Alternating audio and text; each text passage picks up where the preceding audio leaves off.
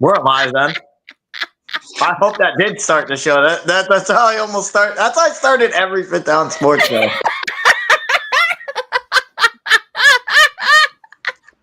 Boss, let's just go. I can't Let's stand just go. Let's do it. Son of a Can't do bitch. it. We'll do it live. Do it live.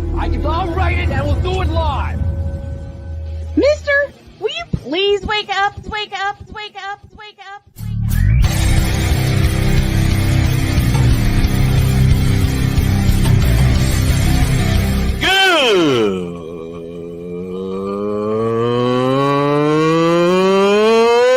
Good morning. Snowman here to all you Brock Purdy and San Francisco 49er haters. Shut up! I gotta thank you, Shane. I mean, whatever happened to the games where breaking 100 points was, I don't know, unusual?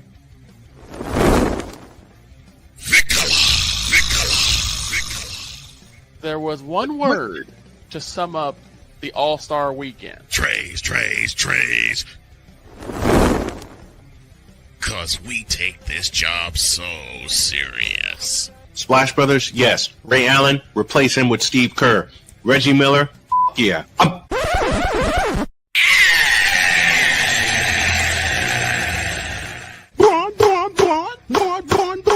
What in the all types of blue hell? I don't know. We don't take it damn serious. Come on. Oh, yeah! Let's go. Victor, your head's not the only one hurting. We don't take anything serious. And Dietz, I hate you for the way you started this morning. Good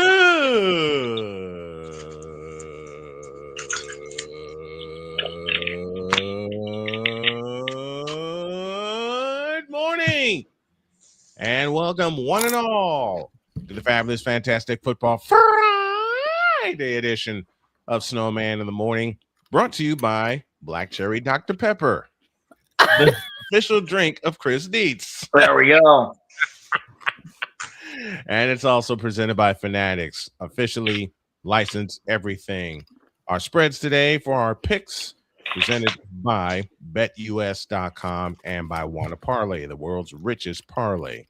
And I'm telling y'all right now, this afternoon, I'm going to make a whole bunch of commercials. I got a couple that I'm going to voice. We're also brought to you by Climb for Chris, a benefit event happening on March 1st, but we're doing a lot of fundraising now to help our brother Chris Hilliard fight back from a brain tumor. So he's getting some aggressive treatments right now. Dietz had a line in pre-show that summed up Thursday. I didn't watch a lick of football, and I loved it. Well, I mean, it's not. It wasn't by choice. It was, what do I watch? Do I watch the NFC South be the NFC South, or do I watch people make fun of the Gamer Awards? So I chose to watch people make fun of the Gamer Awards because they were absolutely hilarious. I was on a stream with a friend of mine, with a friend of ours, AB Media, and one of our buddies came in, and Discord was going crazy because we kept hearing all the alerts. Yeah. He was watching the Gamer Awards. I saw Discord for a couple of minutes, and it was going nuts. Meanwhile, Zanga, you know what? I only watched one play last night, two plays last night, and I was on AB's stream when it happened. The spike by Kirk Cousins and the walk-off field goal by Zane Gonzalez. And I went, son of a bitch, and I went to bed. Because for the second time, Kirk 2 Chainz Cousins proved me wrong, at least for this game. He ends with 373 yards, and the Falcons walk off, giving first place in the NFC South to, of all teams. Give me this button. I'm going to need it. Indeed, I'm going to mute you for just a second. of all teams, the Carolina Panthers. But I get it. They're in first place. They're in first place for what, 3 days? Mm-hmm. I mean, Sunday's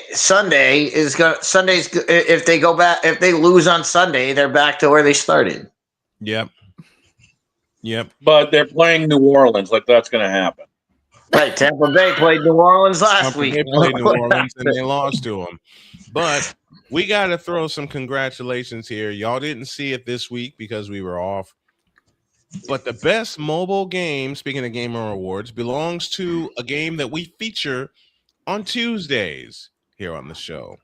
And that is Uma Musume.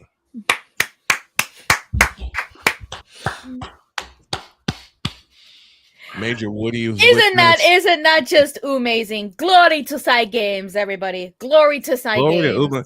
You know what? You know why I decided to feature Uma Musume? Because, well, I blame Jen. Because Jen got me hooked. Nice. Jen got me hooked on the game. And then I went to bed. Neon Light Bright's with us. Major Woody's is a Broncos fan. But she says, you got to see this. I said, I don't want to see this. You got to see this. So my daughter from across the pond got me hooked on Uma Musume. And then old Snowman got an idea. And within a week, Uma Musume was here on the show. And the cast of characters loved it.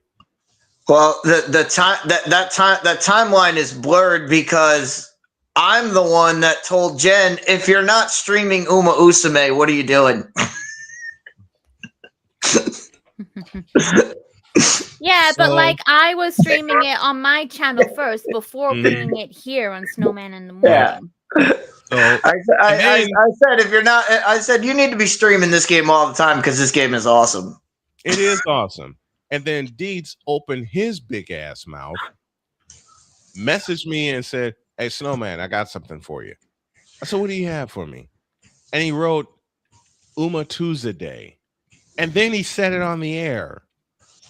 And the brain went nuts again. It's like, how do we do this?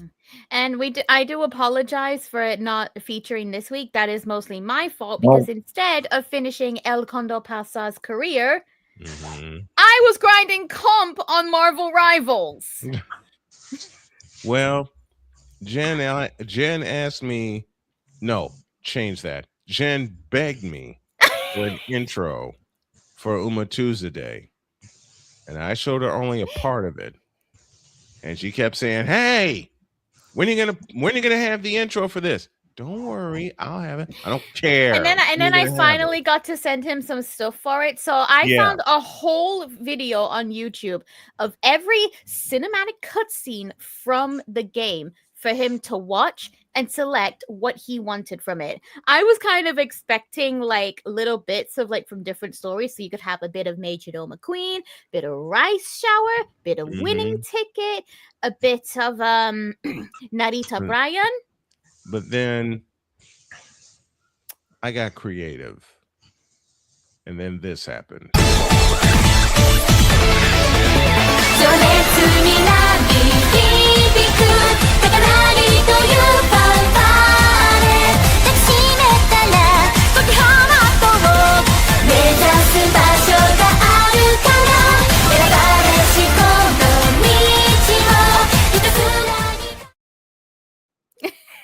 And yes, I branded it with Wanna Parlay because I figure, why not?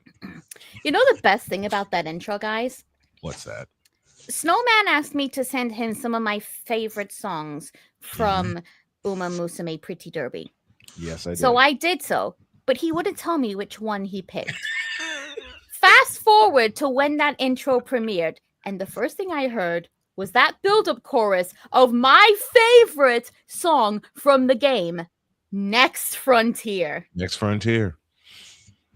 I only needed, and Jen, I'll tell you this little secret. While I was in production, and I heard, and you sent me that song, I already locked into it. I didn't even hear it yet, and I already locked into it. And then I heard it, and I said, "This is perfect." So I wanted to take it from that part where I where I put the intro, where I put the video, that build-up chorus, as you said. Mm-hmm. I took it from that point, and there you go. 30 quick seconds, and then we have our intro. And also, Victor, just to give you an insight, because I can see you and Napoleon talking about it in the comments. Yeah, if Peter. you guys don't know, yesterday, PETA, you know, the animal group, PETA, they released a tweet yesterday. Oh no. That was basically hating on Uma Musume. But here's the thing about it.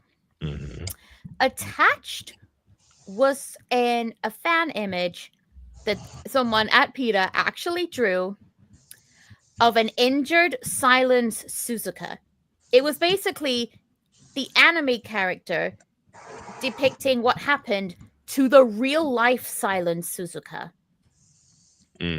Basically saying, your favorite horse girl wouldn't have her comeback arc. Look at what happened to Silence Suzuka. But here's the best part. The tweet got community noted.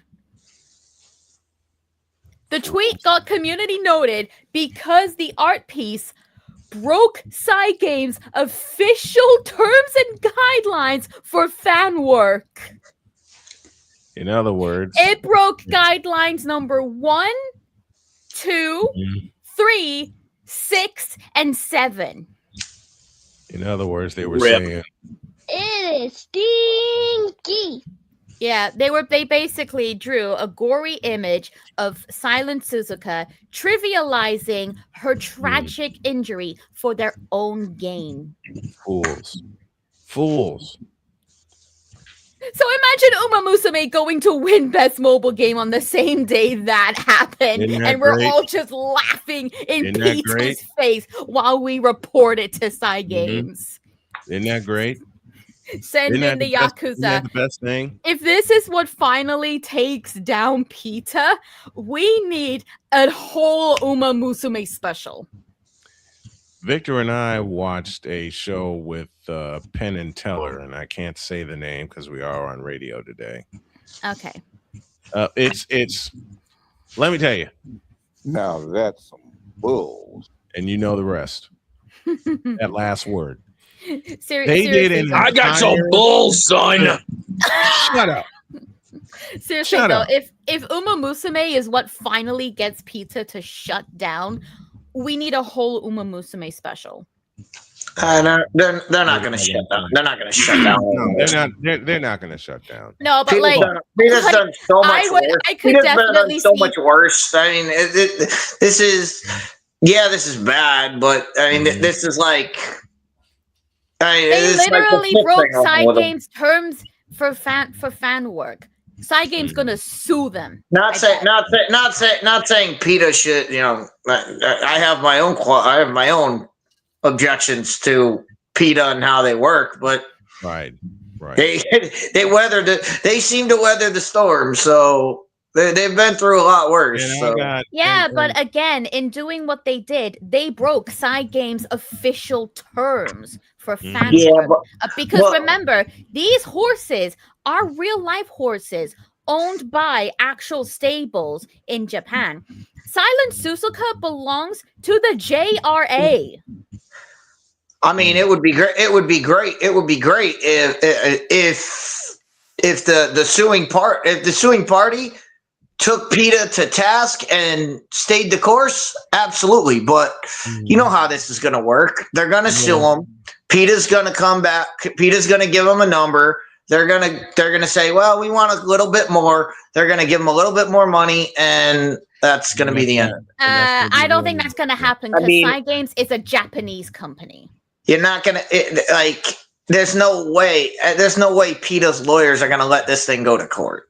They're gonna settle this. They're gonna settle this. Again, though, Side Games is a Japanese company. I mean, the same way Gina Carano went after Disney, and everybody said, "Oh, Disney's gonna have to show everything." What happened? It got to the goalpost where you got to show everything, and Disney gave out the bag of money, and poof, it's gone. Well, did you not hear what I just said? I'm sure that would have been the case. Money will make people talk. Money will make this go away. That's what's gonna happen. I don't think Side Games will take a money bribe. Remember, they're a Japanese company. They're not US. They're Japanese. I hope they They're don't. stricter. Their laws are stricter. Let me get this comment in. Horowitz, Feinberg, and Horowitz, HF&H joins us from Cincinnati, and he writes in, "It won't be this or any other deliberate foolery that takes down PETA. It will be goldfish. Remember that. Goldfish will be the end of PETA." Goldfish? I only know gold ship. Who doesn't know gold ship? You guys are trying to figure all that out. I got a text from an unknown number saying they want me to ship the Mercedes to Japan. Oh gosh. Are you sure it's a Mercedes? What about a McLaren? No. Like no. I think it's a Yakuza number because they well, hey, he ain't getting my McLarens. Lay off of that. Well, we're coming up on a break, so I'm going to do this for Horowitz, Feinberg, and Horowitz, one of my dear friends. I got this special for you. Chicago Blackhawks and the St. Louis Blues. Blackhawks are coming off a victory tonight. My first hockey call in 14 years. It'll start at 7:45 Eastern time with a face-off at 8:05 from the Enterprise Center in St. Louis. Let's take a break. When we come back, we'll get into our football talk. Damien ain't right. What? What did Damien say? Speaking of comments, Damien, don't get me started. Don't get me started. We're dual streaming this. I'll get both streams shut down. Don't you dare! Don't you dare! I planned this 60-hour for a long time. Don't get me started on that on that garbage. We're not touching. I'm just kidding, Jen. Let's go to break before this gets ugly. Oh gosh, we're going to a break. We're back in a deuce.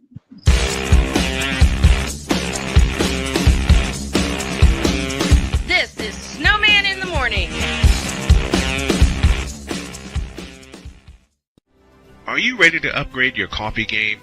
Prepare for an invasion of flavor with Invader Coffee. It's the caffeinated elixir that fuels champions, the blend that pushes boundaries. Whether you're battling deadlines or exploring uncharted territories, Invader Coffee has your back. Join the invasion at invadercoffee.com and taste the difference for yourself. Use the code SNOWMAN for 15% off your first order. Invader Coffee, veteran owned.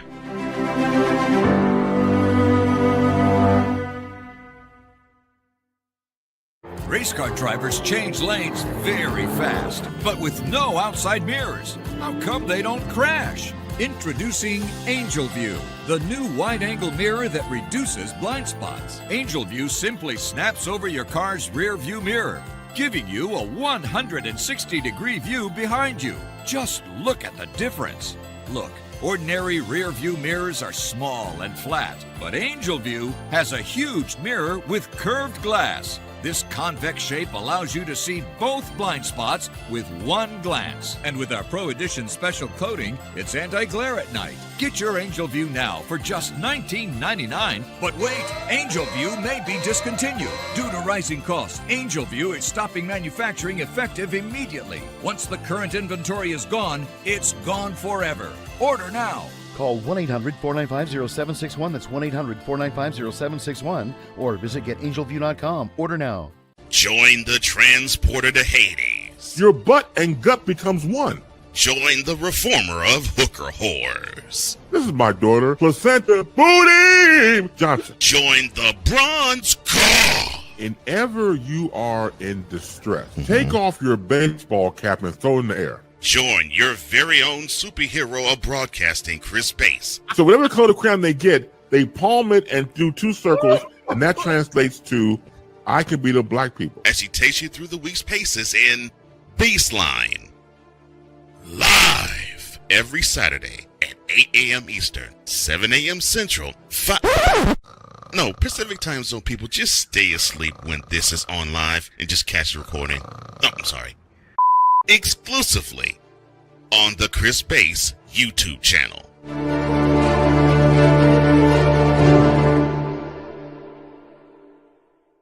Cause we take this job so serious. And every time I saw the word king appear in a song, in the back of my head, I heard Ray Ray say, Kang. What in the all types of blue hell? This is Snowman in the Morning.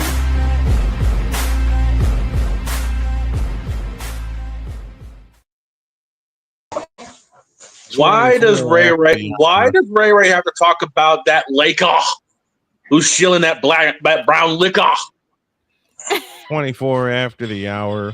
We're on WQVZ 1700 Mission Radio, as well as WJKS in Indianapolis, WHDR in the Carolinas, and WBWS in my hometown of Chicago. What are you doing, Deeds?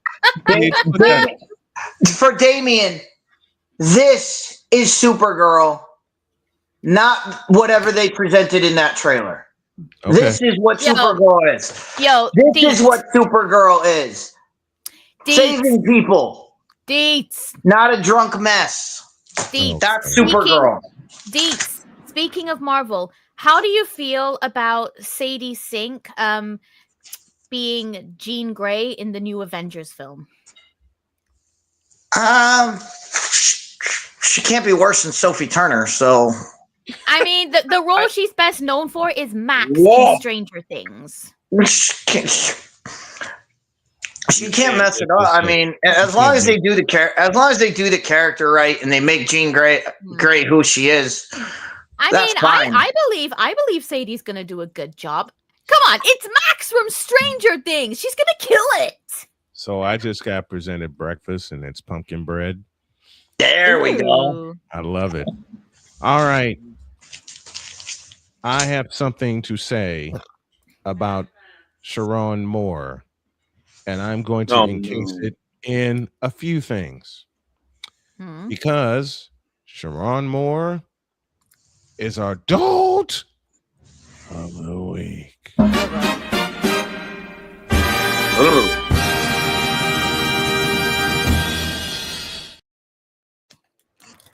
Yes, I gave it away, but our adult of the week is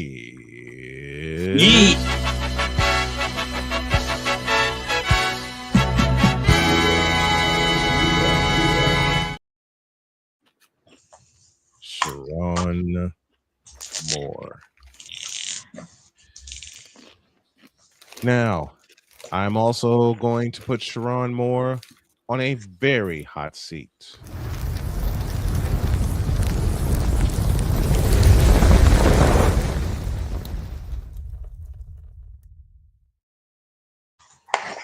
Now, give me this doggone camera. Sharon Moore, you're an idiot. You're a fool. You're stupid. And there are about 100 other words I can put to it, but I'm not going to. You are a black man who was the head coach at the University of Michigan, happily married, we assumed, with 2 daughters. You are a leader of young men, showing them the right way. And then this happened. Not only do you get caught with a subordinate, she winds up pregnant, and you try to pay her for the abortion. You just yeeted away. I'm going to make a horrible joke, but I'll do it anyway. You just yeeted away your career like the Bears yeeted away their entire future for DJ Moore. Okay, rewind a second. Because I'm just catching the details.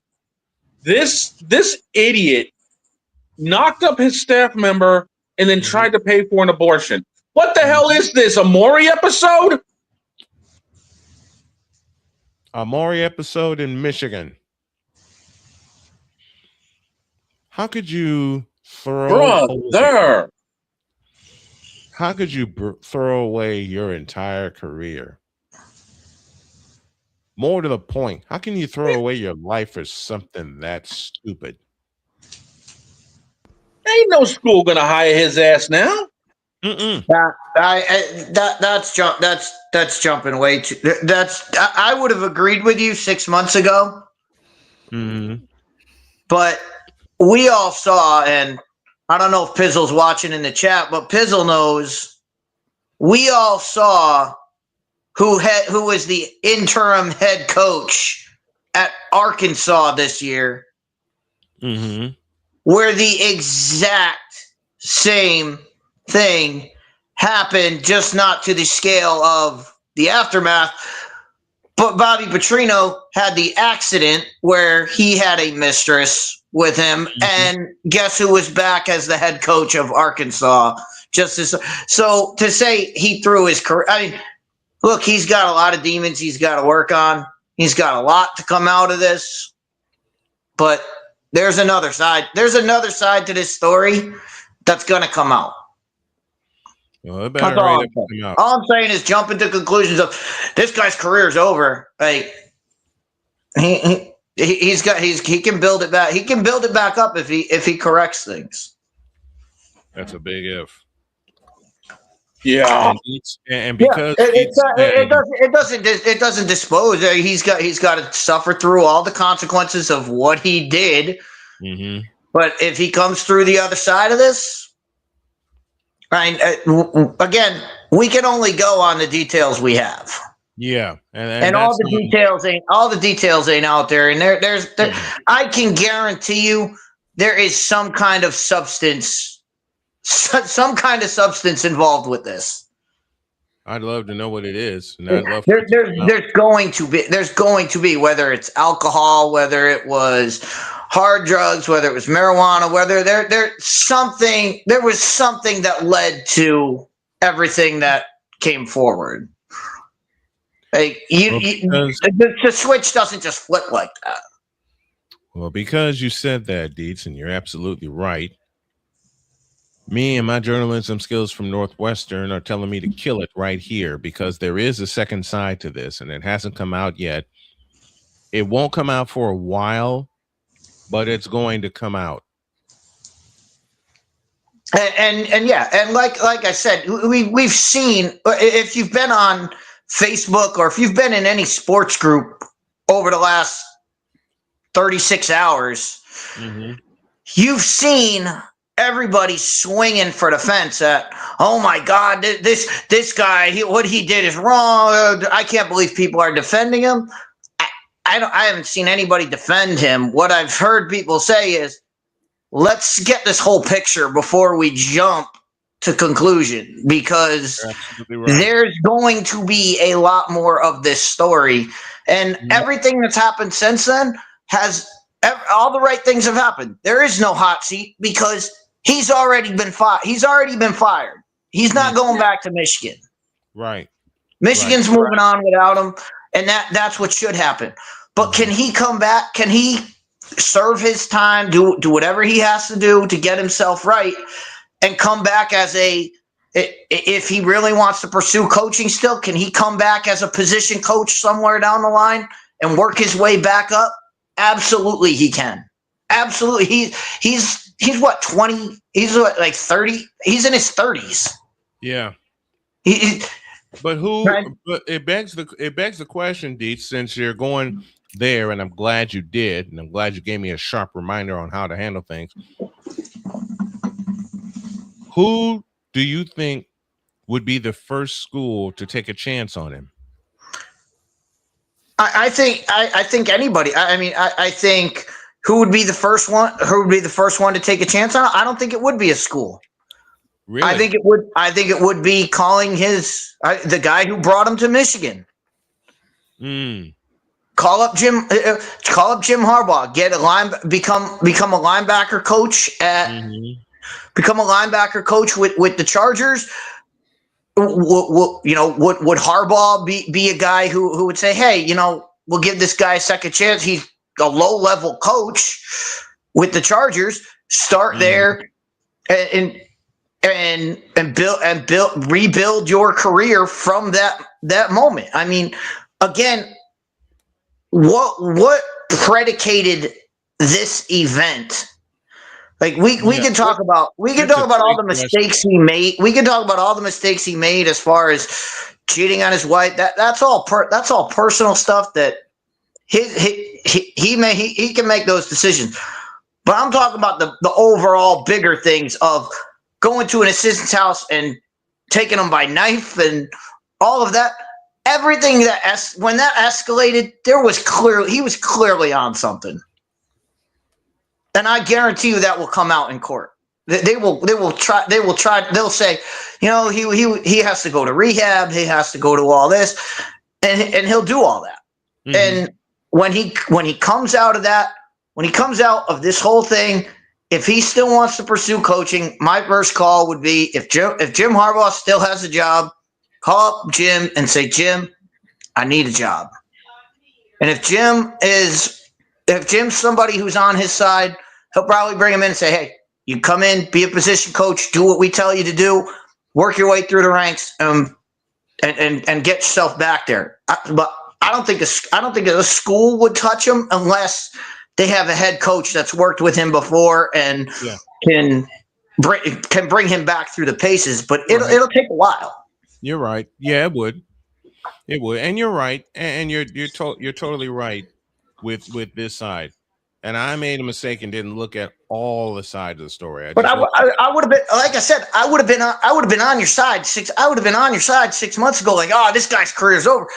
But when Bobby Petrino can get a head coaching job at Arkansas, I was surprised. Bobby Petrino. When I heard the name Bobby Petrino, I went, "That's got to be a son or something." And then I looked and I was like, "How can that guy be the coach at that university?" Again. When that happened, I said, all bets are off, man. Yeah. And you're right. You're right. With the Petrino situation, anything and everything is possible. Anything and everything is possible. What do you guys think about Sharon Moore? Let us know your thoughts in the chat. The key thing to remember in this Sharon Moore situation is nobody got significantly hurt. True. That is a God bless it. This could have gone sideways very quickly. Very quickly, it could have gone sideways for a lot of different people, and it didn't. So, congrats to the authorities in Michigan and all the people that were involved in making sure that didn't happen. To your left, it's really quick. Yeah, I see it. Thank you. So, congrats to them, and now it's on that's the people on the ground. Now it's on the DAs, all the people in the correctional facilities. Now it's on them to make sure that this guy is taken care of, and I don't mean taken care of. I mean put in the right positions to take care of himself. Mm-hmm. Meaning, hey, you're going to strict rehab. We're going to monitor you. Make sure you're going. Make sure you're doing the work. And if he does, there's a road back. If he doesn't, that's on him. Yeah, good call, Dietz. Very good call. He's got to put in the work to get to have a roll back. I didn't even think of that, and I didn't think of the Petrino situation either. So you bring up a great case of Bobby Petrino getting chance after chance after chance. Wow. Thank you, Dietz. Thank you. I really didn't think of that. Is that a cat I see with you? What? Yep. This is Winnie. Oh, little kitty. Hi, Winnie. Who's got my headphone cord. Oh my God. This is my Winnie Pooh. Oh, it's adorable. You jumped in. Here, let me show you. Hold on a minute. While we were talking sports, I don't know. We just had an interesting comment, but StreamYard is not letting me see it, and I understand that. No, I'm talking about physically hurt. But what people are mentally scarred from this. That absolutely that's treatable. What I'm talking about is physically. This could have gone sideways. Yeah, there could have been a lot of blood involved. Yeah, there could have been a lot. I didn't even think of that. There could have been a lot of blood involved. This is what I get for shortening my research to try to come up with something in a short amount of time. Super villains. Well, I got a lesson today. Indeed, thank you for that, for reminding me there are two sides to every story. But man, you know what? ML Coins, no cussing allowed in here. Goodbye. And we're going to a break. When we come back, we'll get back to our football talk. I'm gonna have Fred. And I got the feeling Winnie will be pursuing other interests around the house. Aww. You all get back. Bye, Winnie. I got Jen, I got 3 of them. I got this one, Winnie, and I got Binks, and I have Pumpkin. Of course, and I have my little dog Lucy. Don't forget tonight, 7:45, Blackhawks and the Blues pregame presented by Warner Parlay at 7:45. Face off 8:05 from the Enterprise Center in St. Louis. Let's take a break. And this one will probably be asleep when y'all get back.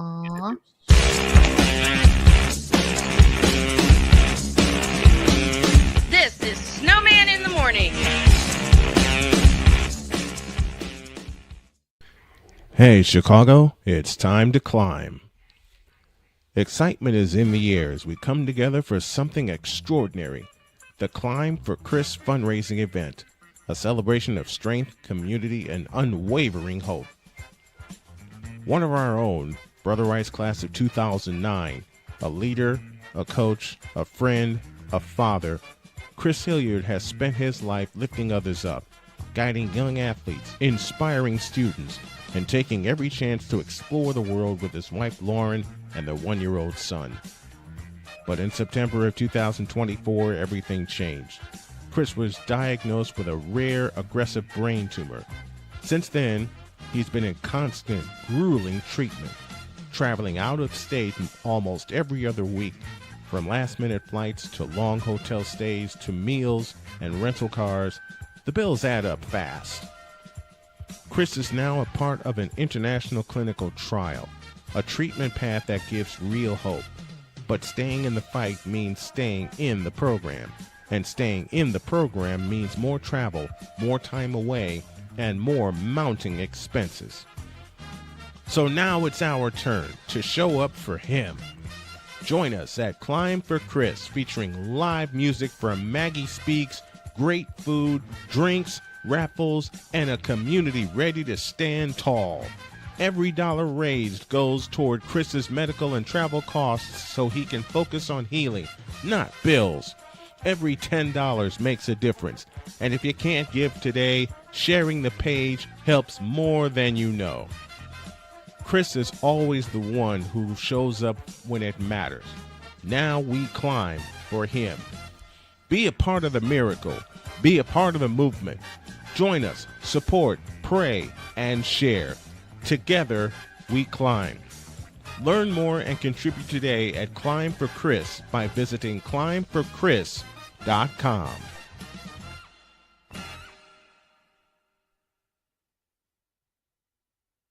Mister, how do you operate this Twitter thing or this Instagram thing or whatever the heck? You're supposed to know all this stuff. Anyway, welcome back to the show. What in the world is that? Is Winnie still there with you?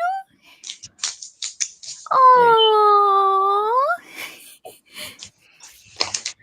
Does this answer your question? Yes, it does.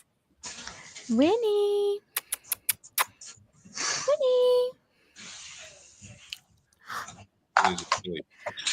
He's asleep.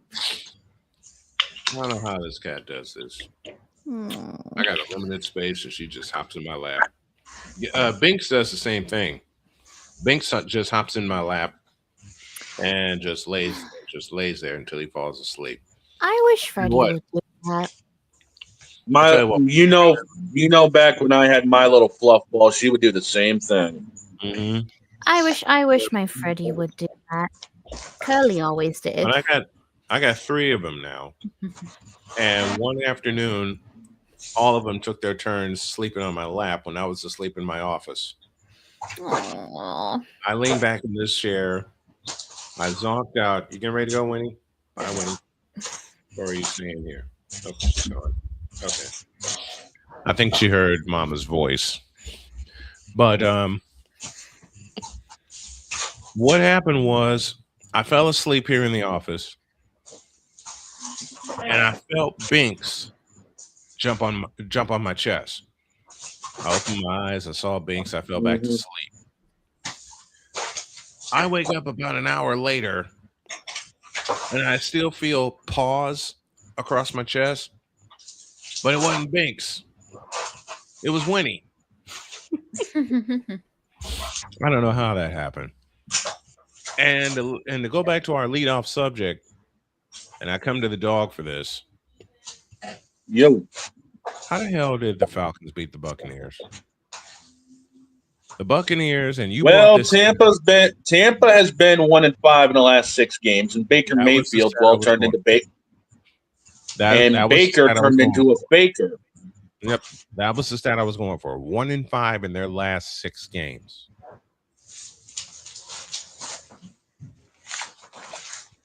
I mean, it's just been a downfall for them. They went from one of the best teams in the NFC to basically mid-pack. Granted, the injuries have hurt them. Yes, Mike Evans is just now off the IR, and they're expecting a couple more pieces back. But I hate to say it, it's a little bit too late. The pack of mid. I'm not sorry. So you missed the obvious comment there, and I'm gonna say it. Maybe they've overbaked or underbaked. Baker is a bread influencer. Because we all know anybody who's ever tried to bake anything. If you take it out too early, it falls apart. If you take it out too late, it crumbles. It crumbles. And we're seeing Baker crumble. Massively. There's a game on Saturday we need to talk about. And it's the best game of the college football season. Army and Navy. Yep. And I get a chance to do that one. Navy's been, 9 out of the last 10 wins for them, something like that in this rivalry? And this time it is in Baltimore at M&T Bank Stadium. What do you guys? Let me toss this to Deets. What do you think of Army Navy? Traveling across the Eastern Seaboard. I mean, one year they play in MetLife, one year they play in M&T, then they go back to their base, which is Philadelphia. What are your thoughts on that? I love it. I love that they get the big game. This game is college football. It is. This is everything college football should be is in this game. You have a rivalry. You have 2 fan bases that hate each other. I mean, one says their war cry is beat Navy. The other one, their war cry is beat Army. So you have fan bases that go at each other constantly. It's sold out every time. And it's constant. Go in any bar, find somebody who was in the Army, find somebody who was in the Navy, have them sit next to each other, and they will talk Army, Navy football all day long, and they will go back and forth with each other all day long. All day. But here's the difference between every other rivalry: Ohio State, Michigan, USC, UCLA, any other rivalry, Texas, Oklahoma, all of those.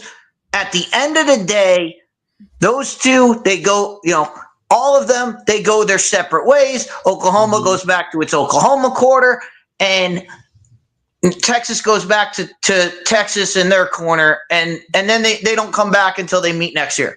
You watch an Army-Navy game, and if you watch it with people who are Army-Navy, at the end of the game, they shake hands. And this happens between the fans. I'm not talking about the players. I'm talking about the fans. They shake hands. They look at each other and say, man, that was a great game. Let's do it again next year. And that's how it should. That's how it should be. That's how this should be. Like, this is football, guys. It's not the end of the world. Right. At the end of this game, everybody comes together. They play the school anthems. Every single player is lined up and has their helmet off, stands at attention, and lets the other team play their anthem. Then they go and they run to the winning side. They let the winners do their thing, and everybody does the same thing. They stand at attention. They let the anthem play. Then they celebrate, and that's it. And everybody looks at each other and says, "Hey." The seniors look at each other and say, "You know what? For the next 4 years, you're now on my team. We're on the same team now, so we're not going to disrespect each other." And that's how it should be. That's how all of these games should be. I agree. Next year they go to East Rutherford, MetLife Stadium, which means they'll have to expand it, and then 2027 goes back to its base in Philadelphia, Lincoln Financial Field. But one of the games, when I do my stadium tour and my TED Talk tour, yes, I'm planning it, I want to see an Army-Navy game live. I mean, I'm going to call this one, but I'll be here in studio. I want to do an Army-Navy game live in the stadium. If you're a college football fan and Army-Navy's not on your bucket list, you're not a true college football. You're a fan of your college. You're not a fan of college football. If you're a fan of college football, Army-Navy is an experience everybody should want to have. I want that experience. I want to see Army-Navy live wherever they play it.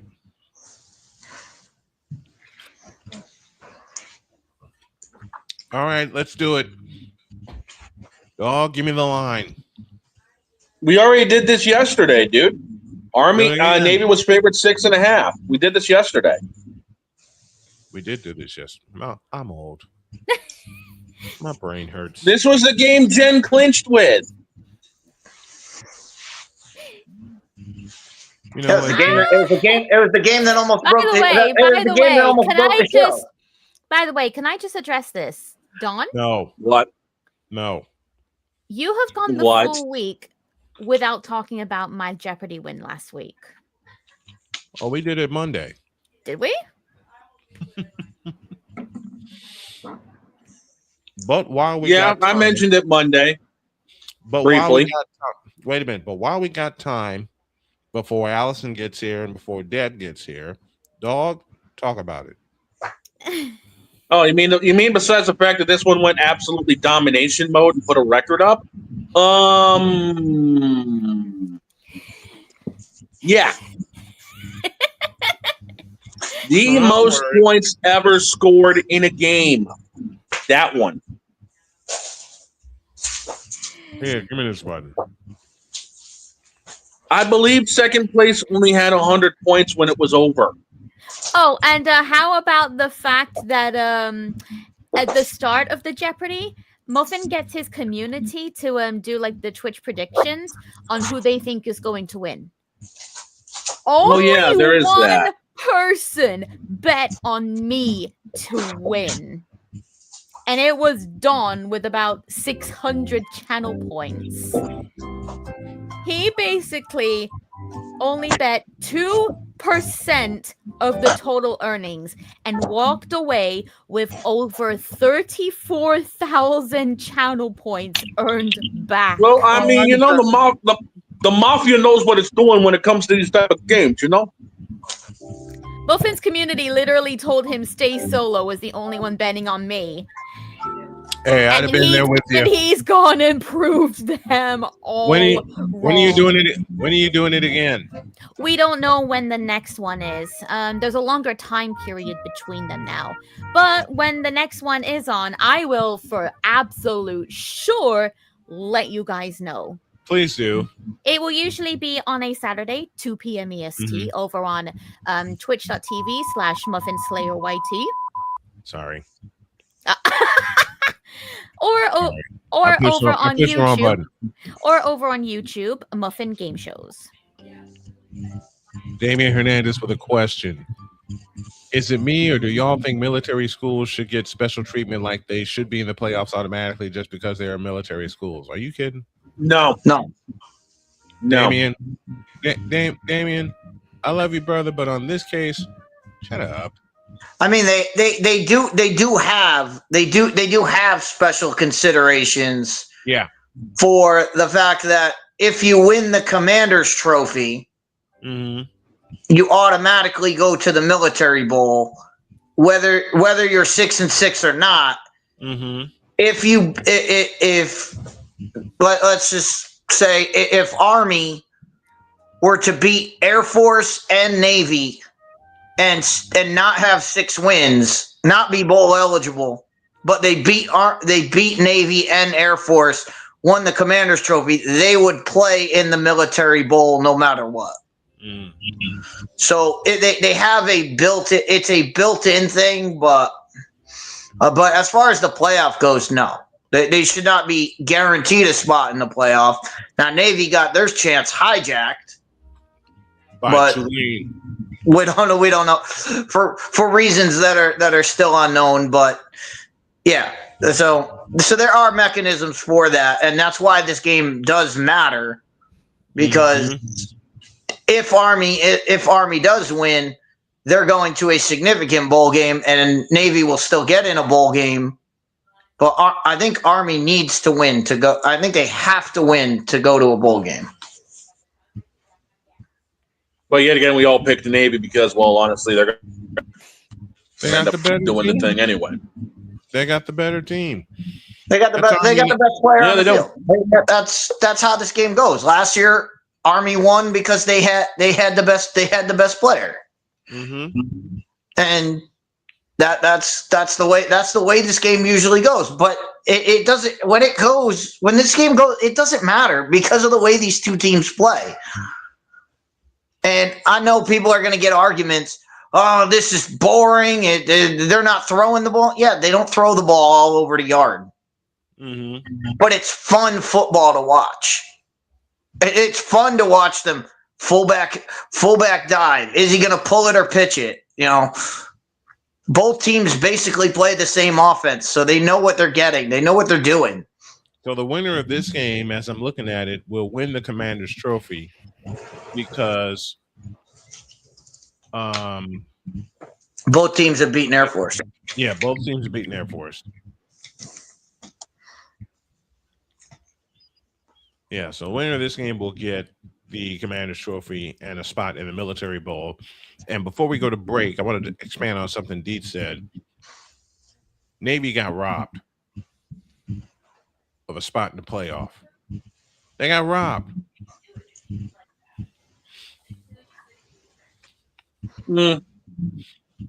I could see that.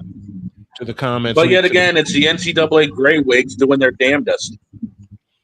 To the Fanatics feedback zone we go. HF and H says no, they will refuse out of principle alone. Very true.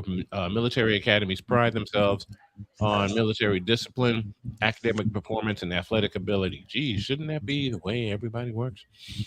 Damian Hernandez says, I don't see why they should be in if Bama can get in every year, in my opinion. If Bama can get special treatment, military schools should too. Bama didn't get special treatment. Bama doesn't get special treatment. They didn't get in last year.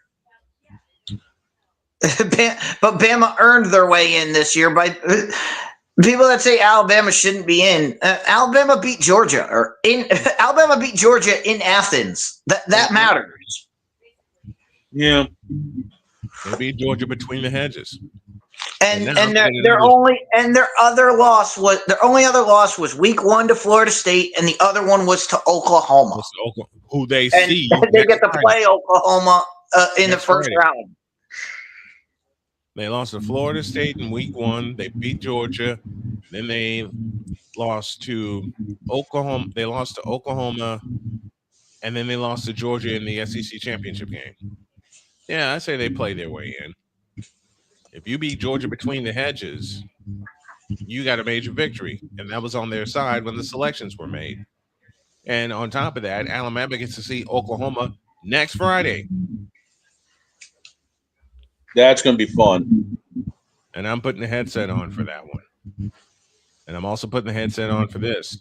For the first time, I get to call Army, Navy. I'll do it here in the studio. 3 o'clock is the start time. 3:10 is the kickoff. Join us for that. We'll take a break.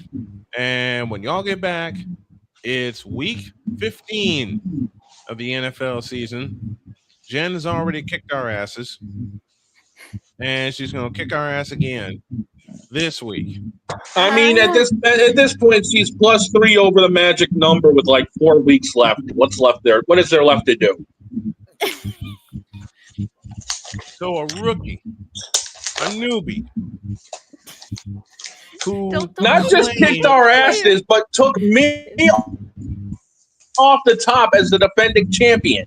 Don't hate the player, hate the game.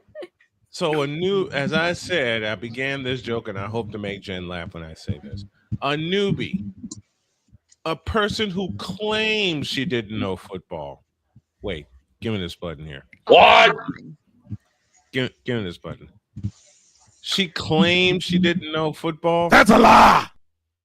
What? I'm not lying. Good, you're laughing. You're laughing. That's all I wanted. And to complete the joke, Jen not knowing football. That's a lie. No, seriously, I don't. I know you don't. I'm messing with you. Yeah, you know and to continue to mess with Jen and to make her laugh, and to make her laugh, you know, Jen pulled one of my tricks. She just snuck in and said, "Glass." Pretty much. What I want to say right now, I can't say because of radio. I had to mess with you, Jen. I had to mess with you.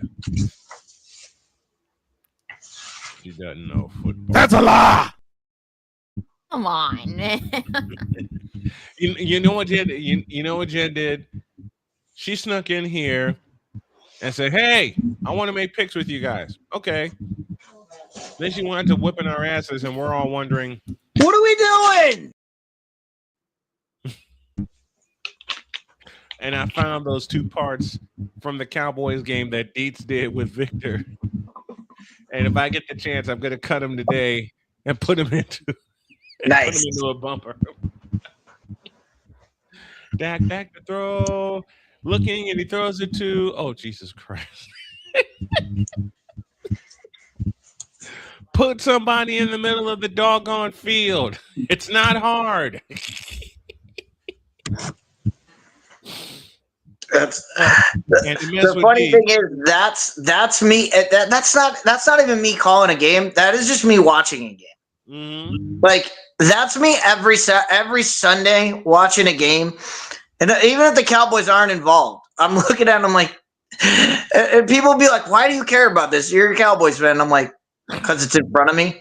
Mm-hmm. I'm like, I don't know. It's just, I want to watch good. I want to watch good football. Not like when I see people playing bad, I'm like, why? Why are you doing this? Damien, you need to be nice. We know Bronny doesn't know how to play basketball, but Jen's becoming a sports expert hanging around us.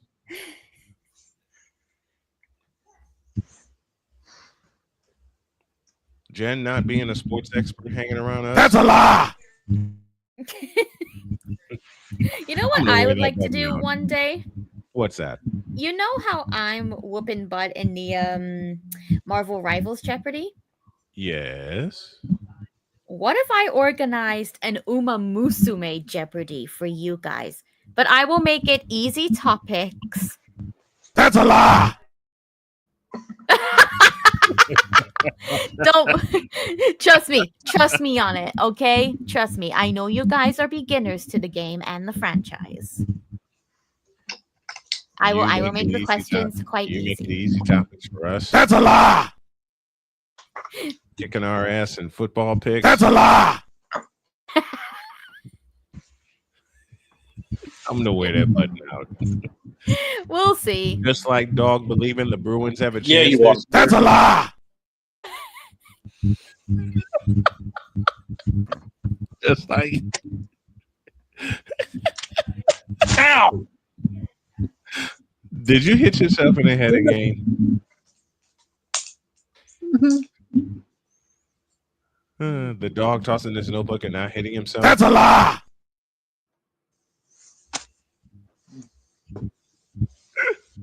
Let's take a break.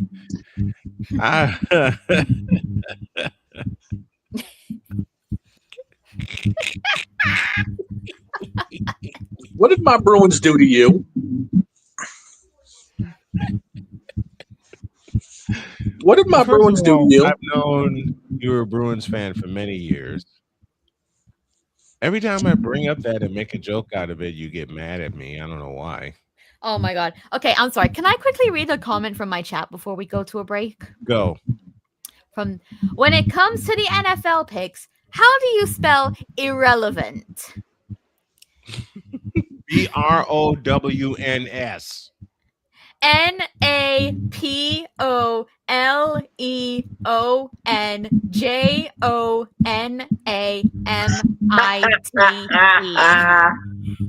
And that comes from Napoleon himself. We got. I mean, at this point, the only two people battling are you and the boss. The rest of us are irrelevant. We got a break. Irrelevant. DONDAWGFATHER. To go from the champ to irrelevant. Now I know how LeBron feels. We got a break. And we got Allison Moran when y'all get back. Hour 2 after this.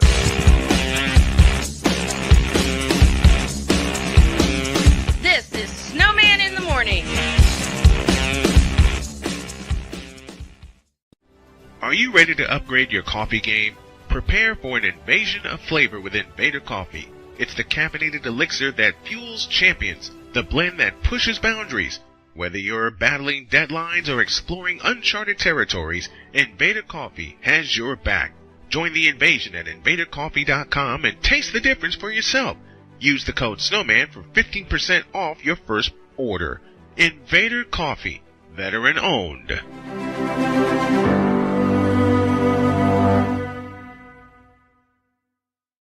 Race car drivers change lanes very fast, but with no outside mirrors. How come they don't crash? Introducing Angel View, the new wide-angle mirror that reduces blind spots. Angel View simply snaps over your car's rear view mirror, giving you a 160-degree view behind you. Just look at the difference. Look, ordinary rear view mirrors are small and flat, but Angel View has a huge mirror with curved glass. This convex shape allows you to see both blind spots with one glance. And with our Pro Edition special coating, it's anti-glare at night. Get your Angel View now for just $19.99. But wait, Angel View may be discontinued. Due to rising costs, Angel View is stopping manufacturing effective immediately. Once the current inventory is gone, it's gone forever. Order now. Call 1-800-495-0761. That's 1-800-495-0761. Or visit GetAngelView.com. Order now. Join the transporter to Hades. Your butt and gut becomes one.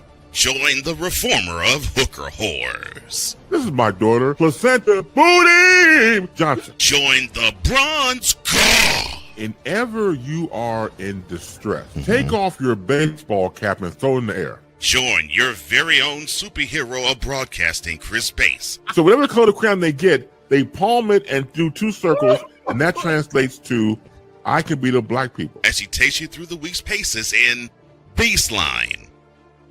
Live every Saturday at 8 a.m. Eastern, 7 a.m. Central, Pacific Time Zone people, just stay asleep when this is on live and just catch the recording. Exclusively on the Chris Bass YouTube channel.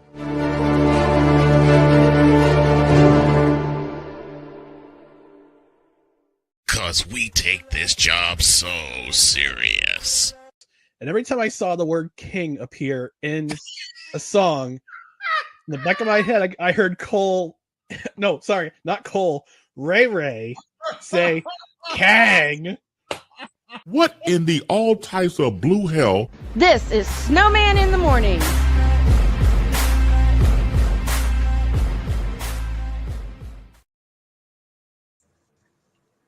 Sent me that clip.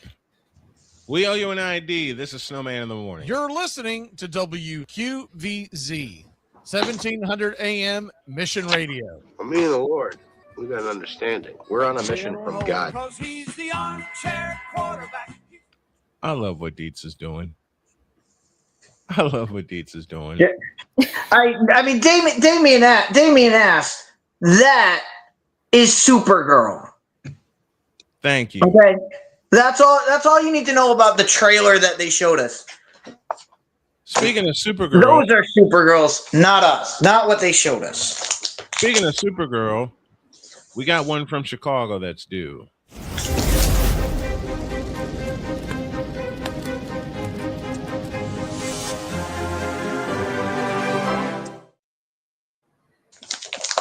Here's Allie. How are you, my dear?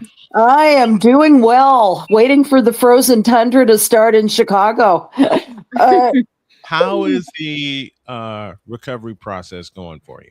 Recovery process is going real well. Thanks for asking. I actually stood up in the shower yesterday, so that was for people that don't understand. The injury that Allie went through and the recovery process that I'm going through, having 2 toe amputations, it's being so hard to stand up. And when you get that chance to stand up, be it crooked or whatever, it's liberating, man. Sure is. It's great. I'm walking around the house without my cane, so it's coming along real well. I visited my doctor, and he said that I was going along at a real good pace. So I couldn't be more grateful. It's been a process, but it's been a good process. Well, we are grateful for you. Aww. And I will make this official, even though you already knew one of the worst kept secrets of Snowman in the Morning. Allie's a regular part of the crew now. You see her you see her every week, and she brings the fire just like the rest of us. And I'm gonna give it. Allie's got stronger legs to stand on than the WNBA does in their negotiations, which is why I have to take care of something really quick. I'm going to give Allie the camera for a few minutes, and I'm just going to tell her to go off. Oh, by the way, two subjects. Oh, gosh. Within the WNBA, one, that can't get their ish together with these negotiations, and two, they absolutely hate Caitlin Clark. Are we still in radio mode? Yes. As much as possible. Yes. With this sign above me that my wife wrote, I gotta be nice. Okay, I'll watch my language too. But I will make this promise.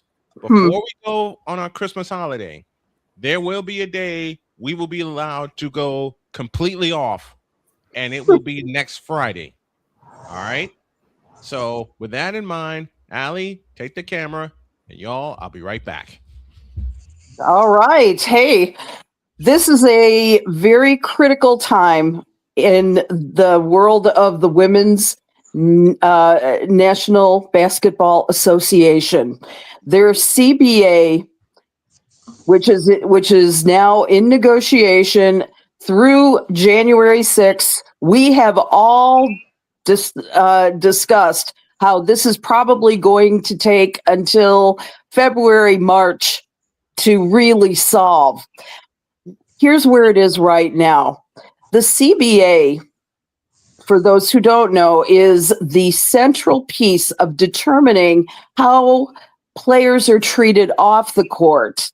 Let me give you an example. Until 2024, the WNBA did not provide athletes with chartered flights, as does the NBA, as does almost every other league that isn't minor league.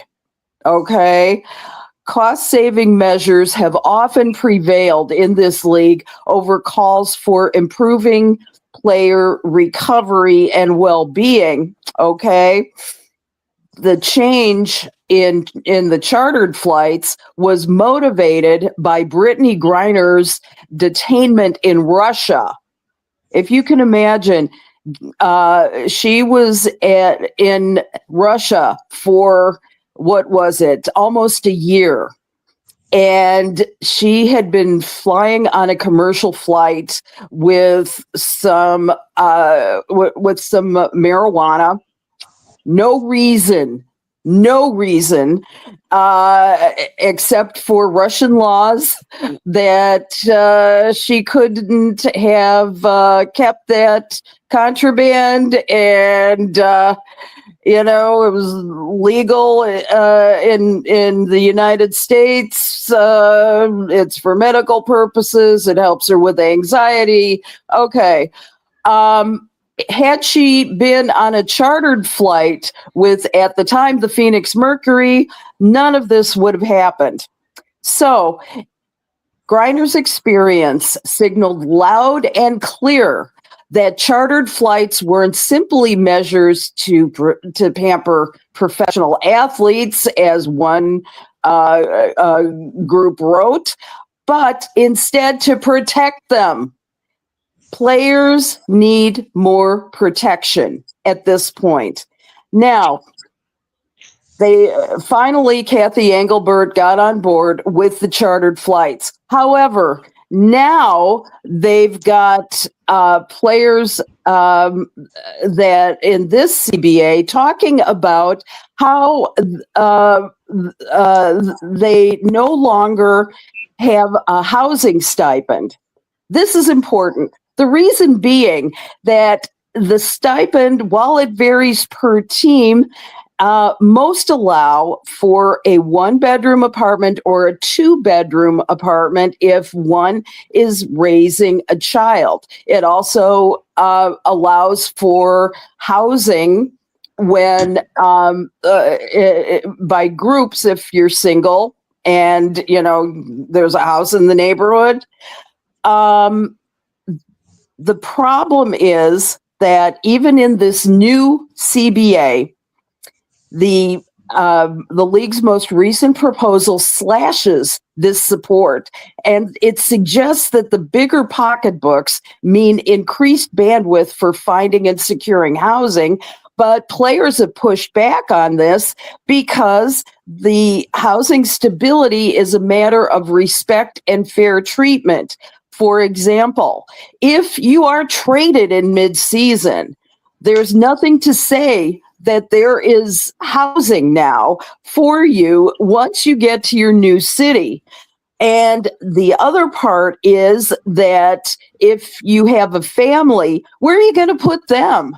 It's throughout the season, if you stay together as a family, you are in a better position to be a better player.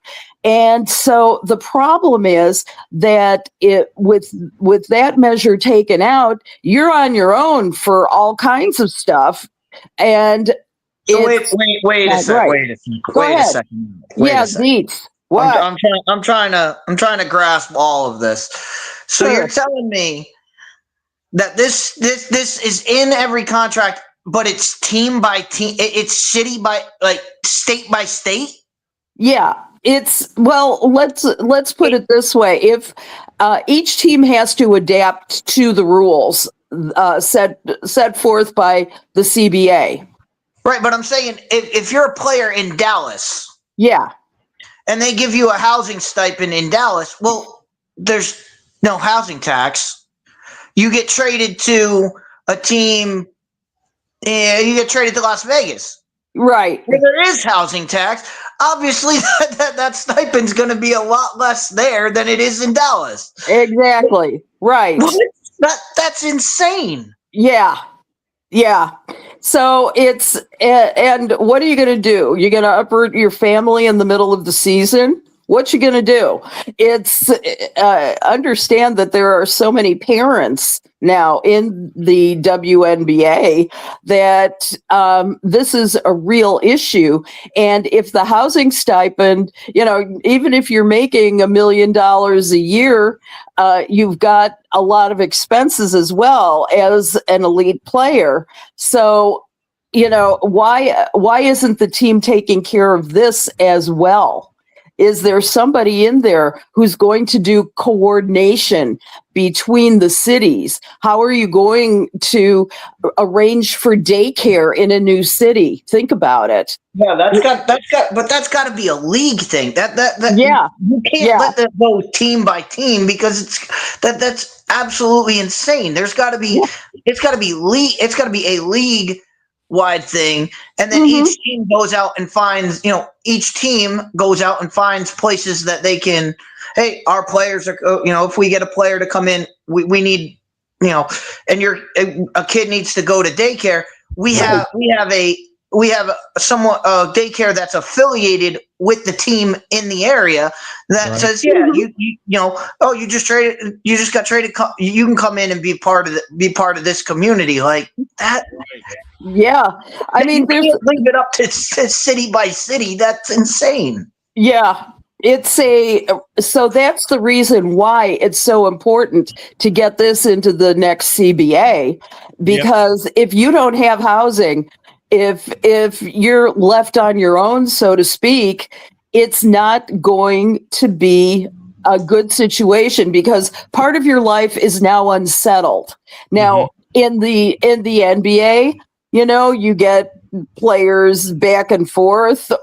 You need, and you see this during the season where people are traded and where there's a new. And somebody has to adjust to not only your new teammates, but a whole new city, a whole new way of life. Because if you're coming from say like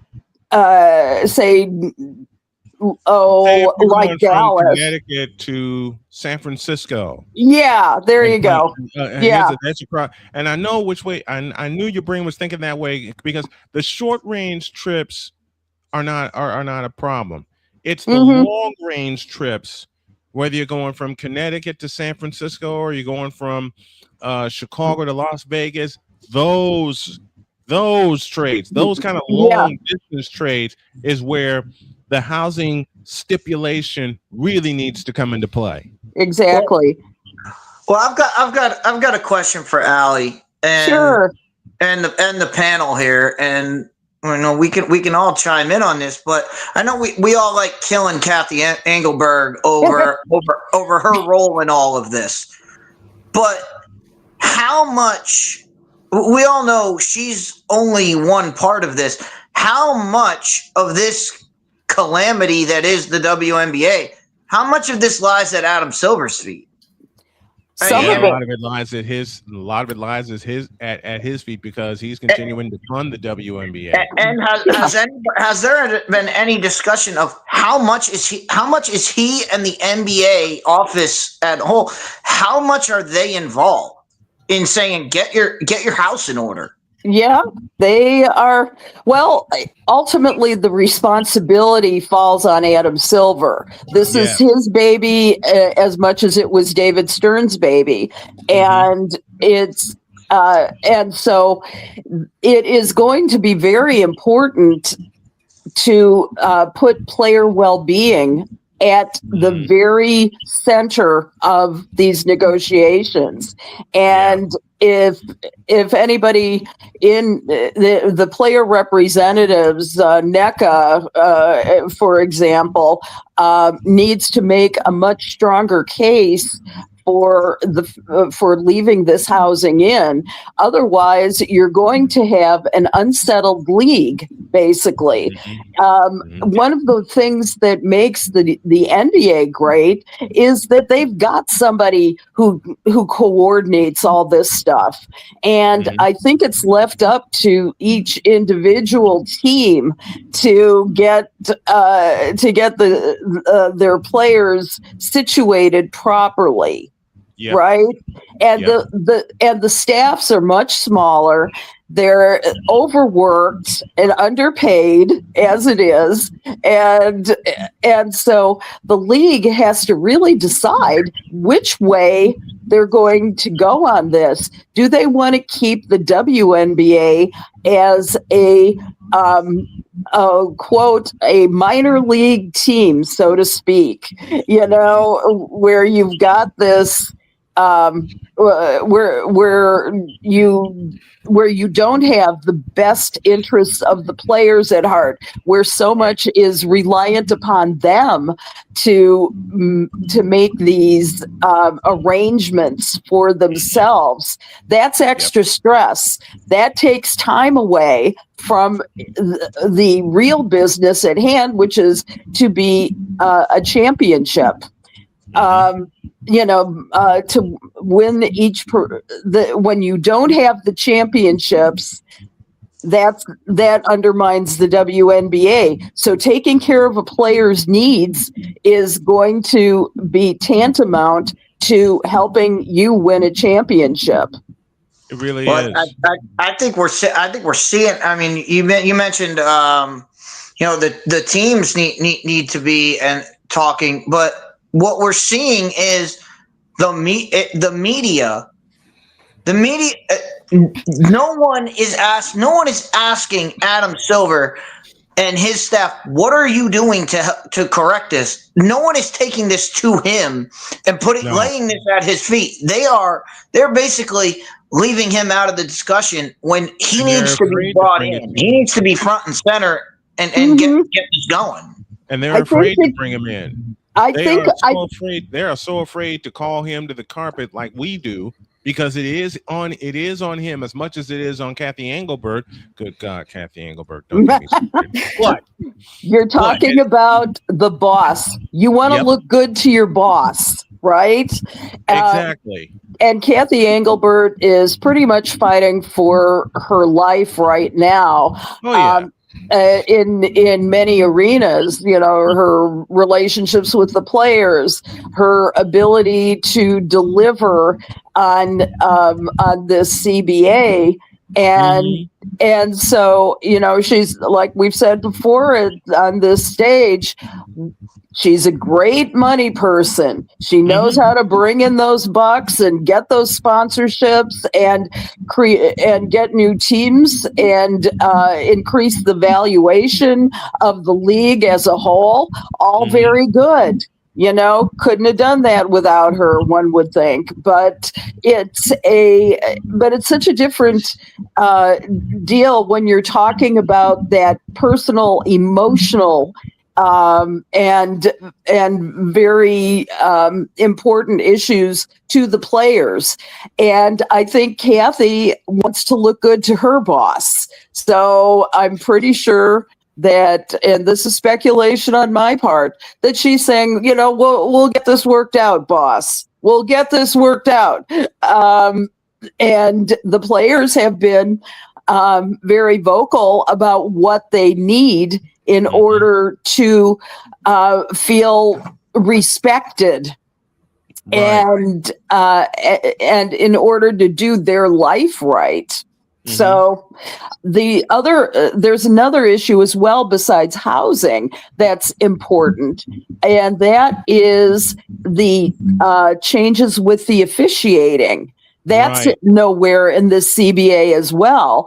And there's accountability that's also needed from the league and its executives.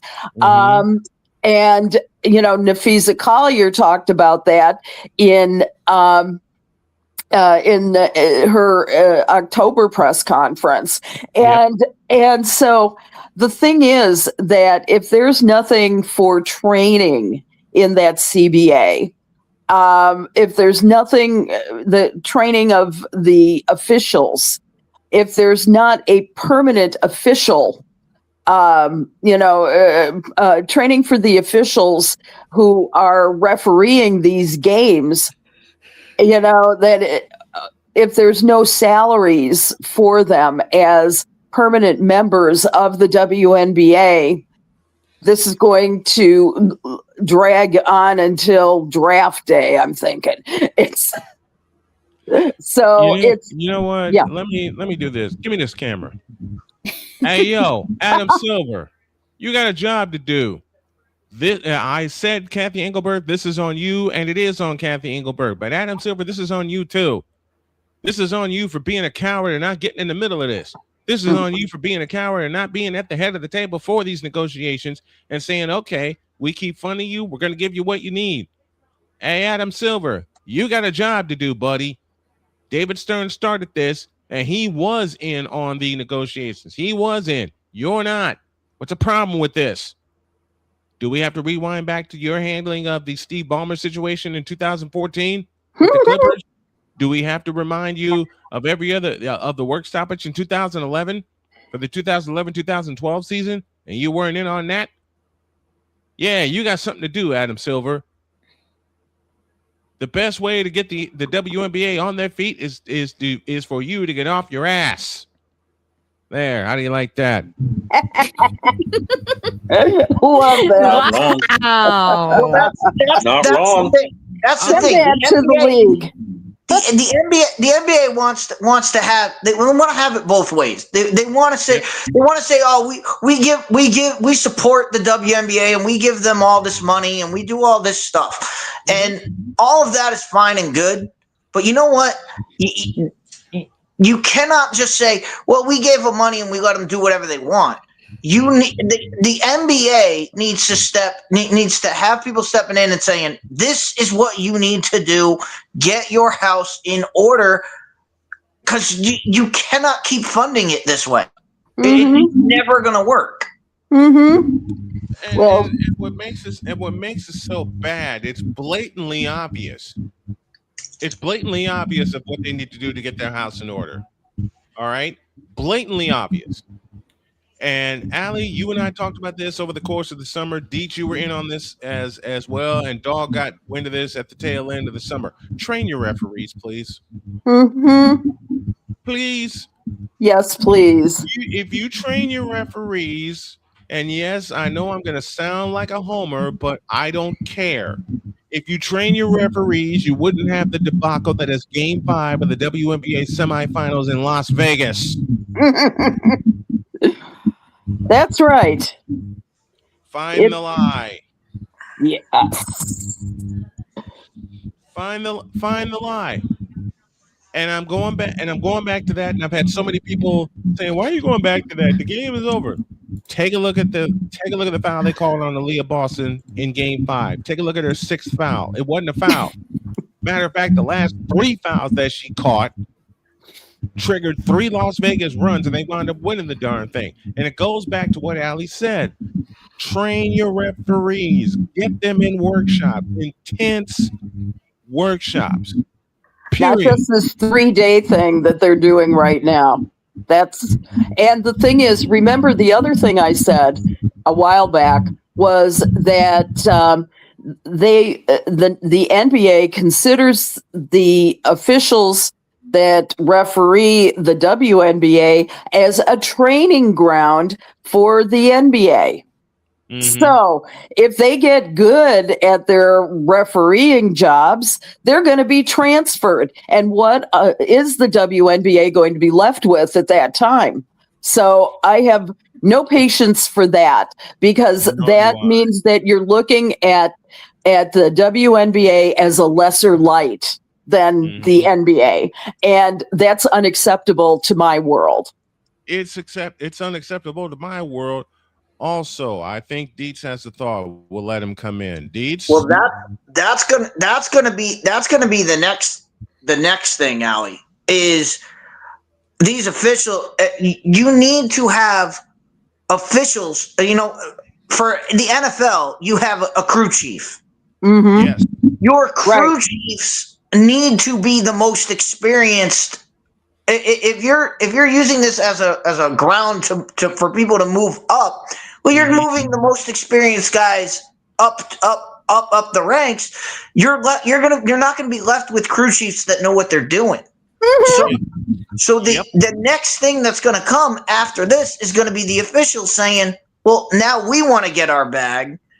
And you're going to have what happened in the NFL where they had replacement refs, and we know how that went. I remember that very well. So if they don't get this in line now, down the road it's going to get worse. Yes. The Fail Mary in Seattle, 2012. I don't need to explain that one. I watched it happen. Let me, Deets, just give me a signal when you're ready. I watched it happen, and I went, what? Because that was clearly an interception. You're going to have replacement referees in the WNBA. Good God, don't put that thought in my head. Oh, my goodness. All right, we got to take a break. We're waiting on Deb. She's at the eye doctor right now, but we got some picks to make for week 15, and we're going to race through those when we come back. But don't forget, and Allie, this one's for you. Tonight, my first hockey call since 2014. Blackhawks and Blues from St. Louis. Love it. Love it. And what fun. I've hated the Blues since I've been involved in hockey. Good. And my first favorite team was the Edmonton Oilers, and then I became a Blackhawks fan in '85. And one name I can mention that was my favorite Blackhawk at the time, Dennis Savard. Spinorama. Yep. Love Dennis Spinorama. Savard, Dennis Savard, Doug Wilson, and all the boys. Let me take a break. We got our picks for week 15 when you all get back.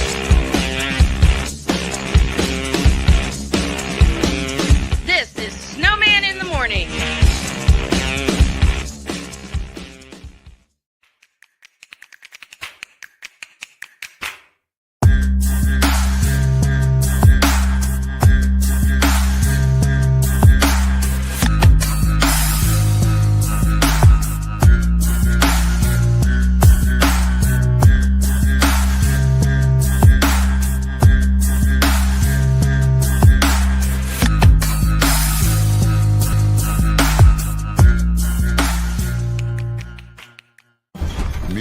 The Scan, a simple procedure whose mission is to detect lung cancer early.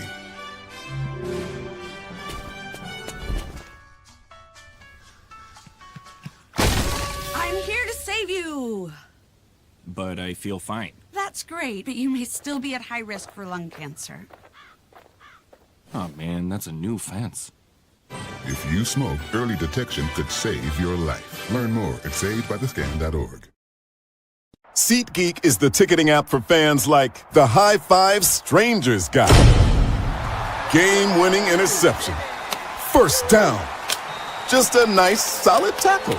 If you're in arm's length, you will be swapping skin with this extrovert.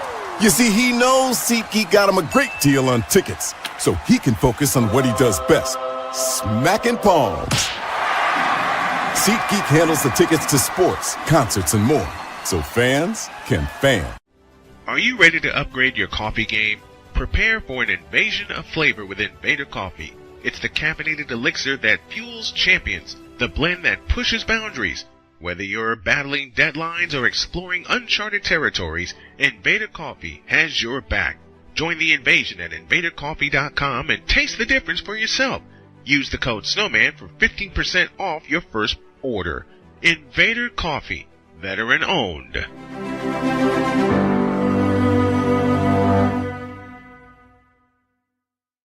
Hey everybody, Snowman here. Looking for the best way to experience live events? Well, SeatGeek has you covered. With just a few taps on your phone, you can find the best seats for concerts, sports, theater, and more. Don't miss out on unforgettable moments. Download the SeatGeek app today and get ready for an experience like no other. Each ticket is vetted for authenticity and ranked on a 1 to 10 scale. And right now, if you sign up and use the code Snowman, you will get $20 off of your first purchase. That's only through the power of SeatGeek, where fans can fan.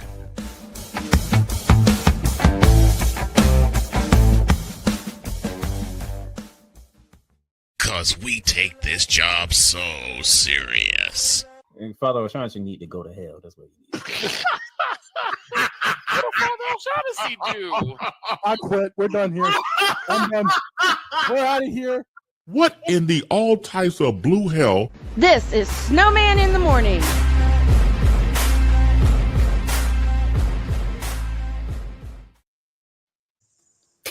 I love you. I still don't know what the hell I did to warrant that. I love you, Playmaker, for that. All right, we got some picks to do, and we're going to do this as fast as we can. I'll do the lines and all the stuff. I just need everybody to make their picks. We got how much time we got? We got 18 minutes left. It's 11:39 right now. Yeah. And Victor, you're wrong for mentioning NHL 94. I'll never get that game out of my head now. And NHL 94 was the only video game ever that I have played or watched that played the Blackhawks fight song. Ever. My favorite. All right. And I love my Blackhawks. Here we go, y'all. We'll start with the 1 p.m. games, and we start in Cleveland with our Tank Bowl. No, we started at Soldier Field. I beg your pardon. With our Tank Bowl, and yes, I'm calling it a Tank Bowl, even though the Bears are 9-4, and y'all know I have my reasons for that. Bears and Browns, 1 p.m. on Fox, Soldier Field. Bears laying 7.5, and I say bear down. Deets? Bears win because Shedeur Sanders is having his day, and whatever his name is, the Browns coach decides, you know what, let's pull him. Dog? I don't want to touch this game, but you know what? Since I have to, Chicago's going to take this one. Shedeur has a good one, but not as good as what Chicago needs. Yeah. Allie, what say you? Wind chills at -20 at game time. I'm saying with the Browns at 3-10, Chicago Bears 9-4. I am heartily saying, "Go Bears!" Ugh. 3 words, Jen. Let's hear them. I can't believe I'm saying this. I cannot believe I'm doing this for. Yeah, I know. Just sweet that ish. I don't even want to think about it. We know. Next one's in Cincinnati. Ravens and Bengals, 1 p.m. on CBS. Excuse me. Ravens laying 2.5 on the Bengals. I don't trust either quarterback in this game. Here we go. Hey, Pizzle, this one's for you. 3, 2, 1. Baba Booey. And it's head. So I'm going with Baltimore. Let me go downstairs. That's one way to pick this game. Let me go downstairs to Allie for the next pick. Oh God, you would. You know what? Cincinnati has scored 30+ points in each of the 2 games since Joe Burrow came back. Yep. Ravens have not scored 30 since week 8. I'm going to have to say Cincinnati. Upstairs to Deets. Remember a couple weeks ago when everybody said, "Oh, the Bengals are back." Yes. Oh, that faded real quick, and it's going to fade real quick on Sunday. Ravens are still in this thing. I'll take Baltimore. Dog? WKRP does not get canceled. This is going to be a close game. I don't see either team cracking 30, but give me the Bengals. Pick along with us in the chat, folks. Jen, to you. I think it's Allie that's on an island. Nope. No, I got Bengals too there, Slick. Pizzle's on the island with me. 2-2. Mm-hmm. Okay. So in essence, it's a split card. I don't even want to touch this game. Fence me. You got it. First of 5. You ain't fencing this next one. Huh? The San Diego Chargers and the Kansas City Chiefs from Kansas City. Chiefs laying 5.5, over under 41.5, and I don't care. For the first time in a while, the Chargers sweep the Kansas City Chiefs. I'm going with San Diego. Deets? The Chiefs are hurting right now, but they're at home in Arrowhead and not in Brazil. So I'll take Kansas City. Dog, to you. While I hope Patrick Mahomes has a solid day, he's on my fantasy squad, and I'm in the first round of the playoffs. I hate to tell you something, KC, but your season is over. Give me the Chargers to sweep. Playoffs? Playoffs? Playoffs? You kidding me? Playoffs. Downstairs to Allie. Oh, thank you, Jim Mora, for a forever quote. Yep. If there was, I'm going with the LA Chargers, not the San Diego Chargers, Snowman. I'm old. So am I. I am disappointed. I am so disappointed with Kansas City this year. There's no excuse for them. There's no excuse for what they've been doing. I don't understand it. Do you? 3 words, Taylor Swift effect. Women make men's legs weak. That's a quote from Rocky. Women makes men brain go brrrr. Or, as my wife says, my brain went bleh. All right. I think Deets is on an island, Jen. I just want to confirm, did Ali go with the Chargers? Yes. Allie went with the Chargers. Oh, yeah, then I will gladly tell Deets, hey, bro.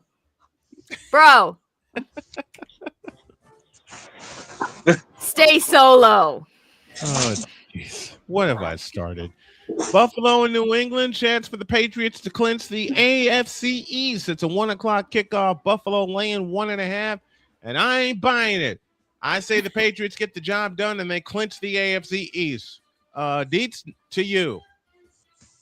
Yeah, nobody circles the wagons like the Buffalo Bills. They ain't going down without a fight. So I'm going with Buffalo.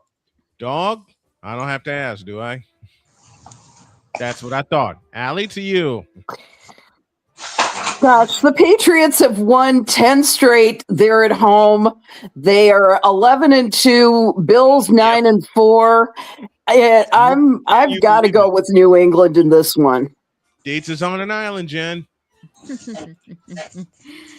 Oh, gladly. From Old England, in support of New England, Deets once again stay so low. And obey your mustard. Okay, Deets, can I just say, when you do like the tattoo like that, did you know that's swearing here in England? Yep. You're telling someone to F off. Yep. Anyway. Dual meaning, yes. Redskins and Giants from East Rutherford, New Jersey. New York laying 2.5 at home against Washington, and I'm going with the home team. I'm going with the Giants. Deets? I wish I knew this game was coming down the road. I would have asked Sweeney for tickets. Because both teams, I probably could have worn a jersey from both teams and snuck on and played quarterback because nobody knows who's quarterback for either of them. So in this one, because it's at home, I'll go with the Giants. Dog?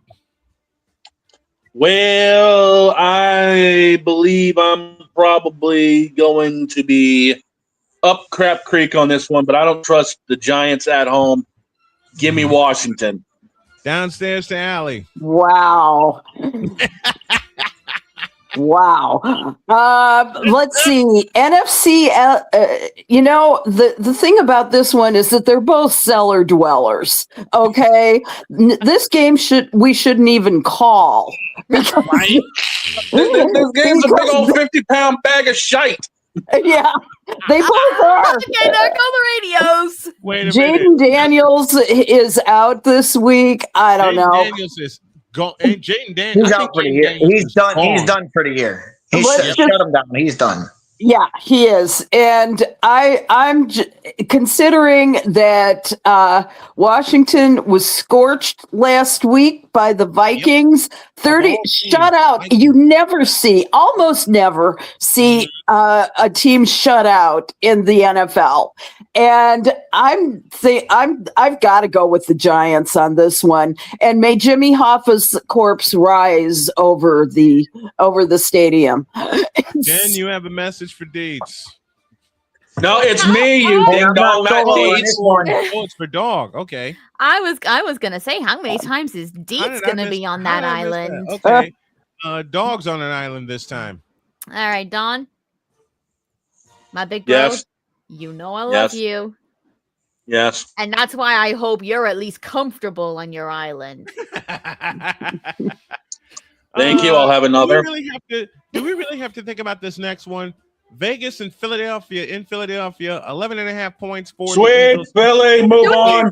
It's a sweep. Sweep for the Eagles. There we go. Next one. Do we have to think about this one either? Jets and Jacksonville. No, sweep for Jacksonville. Sweep for Yep. Jacksonville. We'll do that. Even Allie's falling asleep at that game alone. Jets and Jacksonville in Jacksonville. Jacksonville with a chance to strengthen their lead. Kermit the Frog is going to be too busy getting porked by Miss Piggy to give a damn. Jacksonville's all over this one.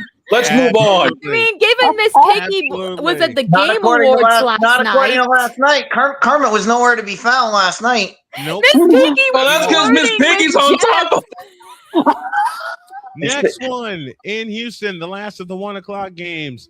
Arizona and Houston. Houston's on fire, laying 9.5. Do we all sweep for the Houston Texans? Yes, we do. Yes. Sure. Okay, that's a sweep also. To the 425 games, and it starts with a Donnybrook, Green Bay Packers, and the Denver Broncos. And Deb has joined us. She is Yay! She is Deb. in Jersey. How you doing, Deb? I don't hear anything. Can you guys hear me? Yeah. Yes, we can hear you Of course, I fine. can't hear you at all. I just saw everybody shake their head. Oh, I don't know how to fix this. Gosh. Oh All right, no. We're on Deb's the got All audio right, problems. let me log. I'm gonna log off and try again. I'll be All right. right. Okay. All right. All See right. what happens when you mention Philadelphia. You see when you mentioned Philadelphia without Wait a Deb minute. being Wait a here? minute. Deb not being here at the top of the picks. It happens every single time. I mentioned Philadelphia and up she comes. All right, we're to the 425 games. If nothing else, we'll get Deb's picks separate. We're on to the 425 games, and it starts with a Donnybrook and Denver. Green Bay and Denver. Green Bay has the spread laying 2.5. And let's see if we got Deb. Can you hear us this time? Yep, I got you guys. We're All right. right. Beautiful. We're on to the let's rewind at the top and catch Deb up. Bears and Browns from Soldier Field. Bears laying 7.5. Bears. Baltimore, Cincinnati. Baltimore laying 2.5 on the road. I'm gonna go Cincinnati because why pick All right. the Ravens? All right, number 3, Chargers, Kansas City from Kansas City. Chiefs laying 5.5. Most of us went with the Chargers on this one. What say you? I'm going Chargers. Kansas City's done for the season. Again, stay solo. All right. Next one, Buffalo, New England. Patriots with a chance to clinch the AFC East with a win. And it's the Bills laying 1.5 on the road. What say you? You know what? I want to go Patriots, but I think I'm going to go Bills on this one. I do want the Patriots to win it, but I think the Bills are going to take it. And I will make this announcement. That's our bonus game on Sunday that yours truly will put the headset on for. Can the Patriots clinch the East? Snowman will have the call at 1 o'clock. Redskins and Giants from New York. Giants laying 2.5. Ugh. Yeah. Ugh. I said, why are we picking this game? That's what I'm like. Am I really having this discussion at the moment? I have to pick Giants. Ew. All right. I don't have to ask for the next one. Raiders and Eagles from Philadelphia. We know how you feel there. So that's one for the Eagles. I will be at the game, and I've already started prepping with a hat and the There you puffer go. jacket, as you see. And she bought a dozen eggs. Yes. All right, last of the 1 o'clock games for Deb to pick. It's the Jets in Jacksonville. We all swept for Jacksonville. Jacksonville's on a roll. Of course, and she's Jacksonville. Not in And then, of course, Arizona, Houston. Arizona, Come on. Houston. We all went for Houston. Houston. Yep. Because we all know what we're talking now. about. Yes. Yep. Houston's hot right now. Now Here we go. 425s. 425 games start with this. We get a Donnybrook in Denver, Green Bay and Denver. It's Green Bay laying 2.5 on the road at Mile High Stadium. I'm going to go downstairs to Deb to lead off the picks for this one. Green Bay. She's going Even with though Green Bay. even though I think the Broncos are going to be in the Super Bowl, I'm going Green Bay. Upstairs. That makes no sense. Survival instinct. The Broncos are comfortable where they are. The Packers aren't. So survival, when you have somebody back against the wall, they fight like dogs. I'm going with Green Bay. Downstairs to Allie. Have I mentioned my pure hatred of the Packers in this room? Yes. You ain't mentioned Never heard it. Yeah. Hey, Allie, you ain't mentioned it to me once in 14 years, okay? You're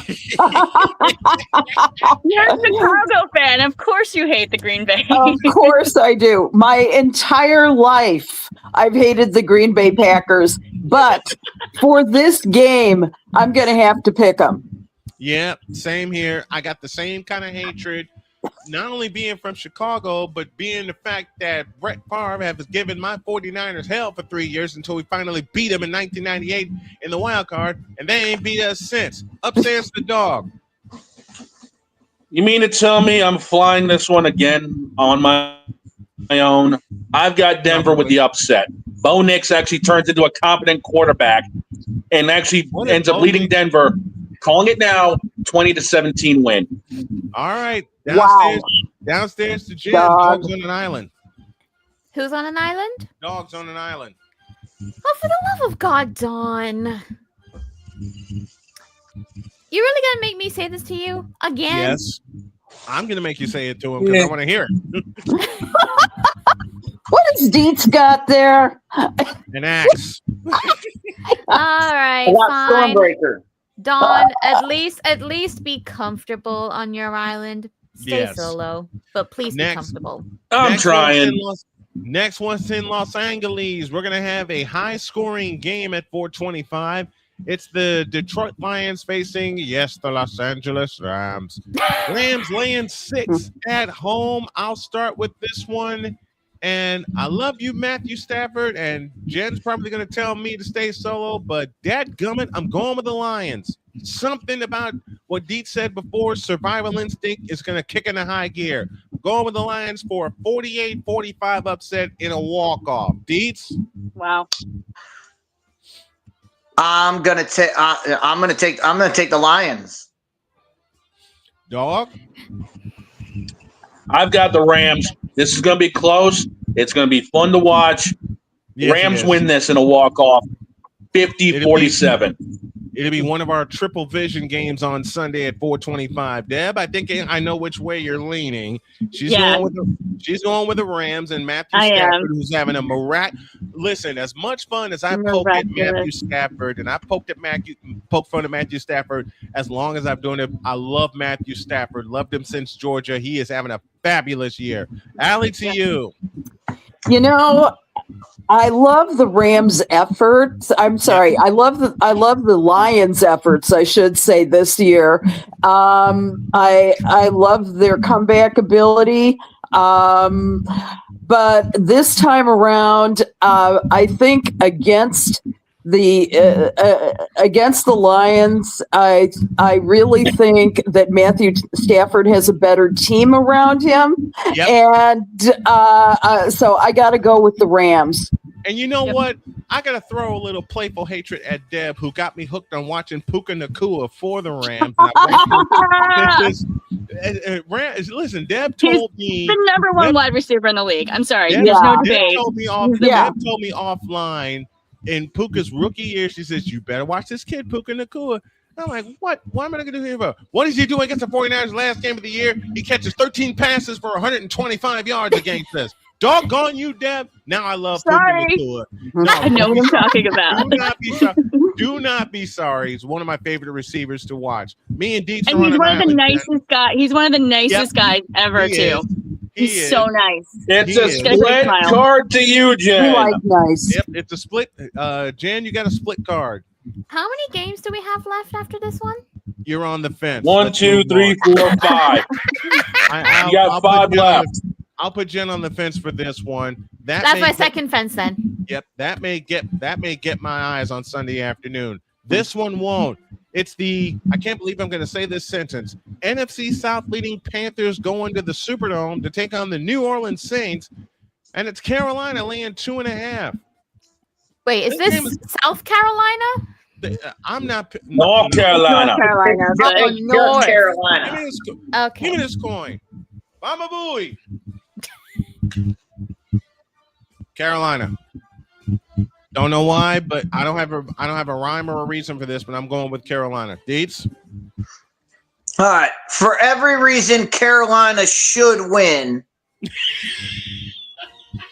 but because they're Carolina, Jay Spivey knows this. Because they're Carolina, they'll find a way to Carolina this thing up. Yep. I'm going with the Saints. And the Saints, and I think the Saints are at home. Dog to you. Yeah, no, Carolina's got enough in them to win this one. I got to take the Panthers.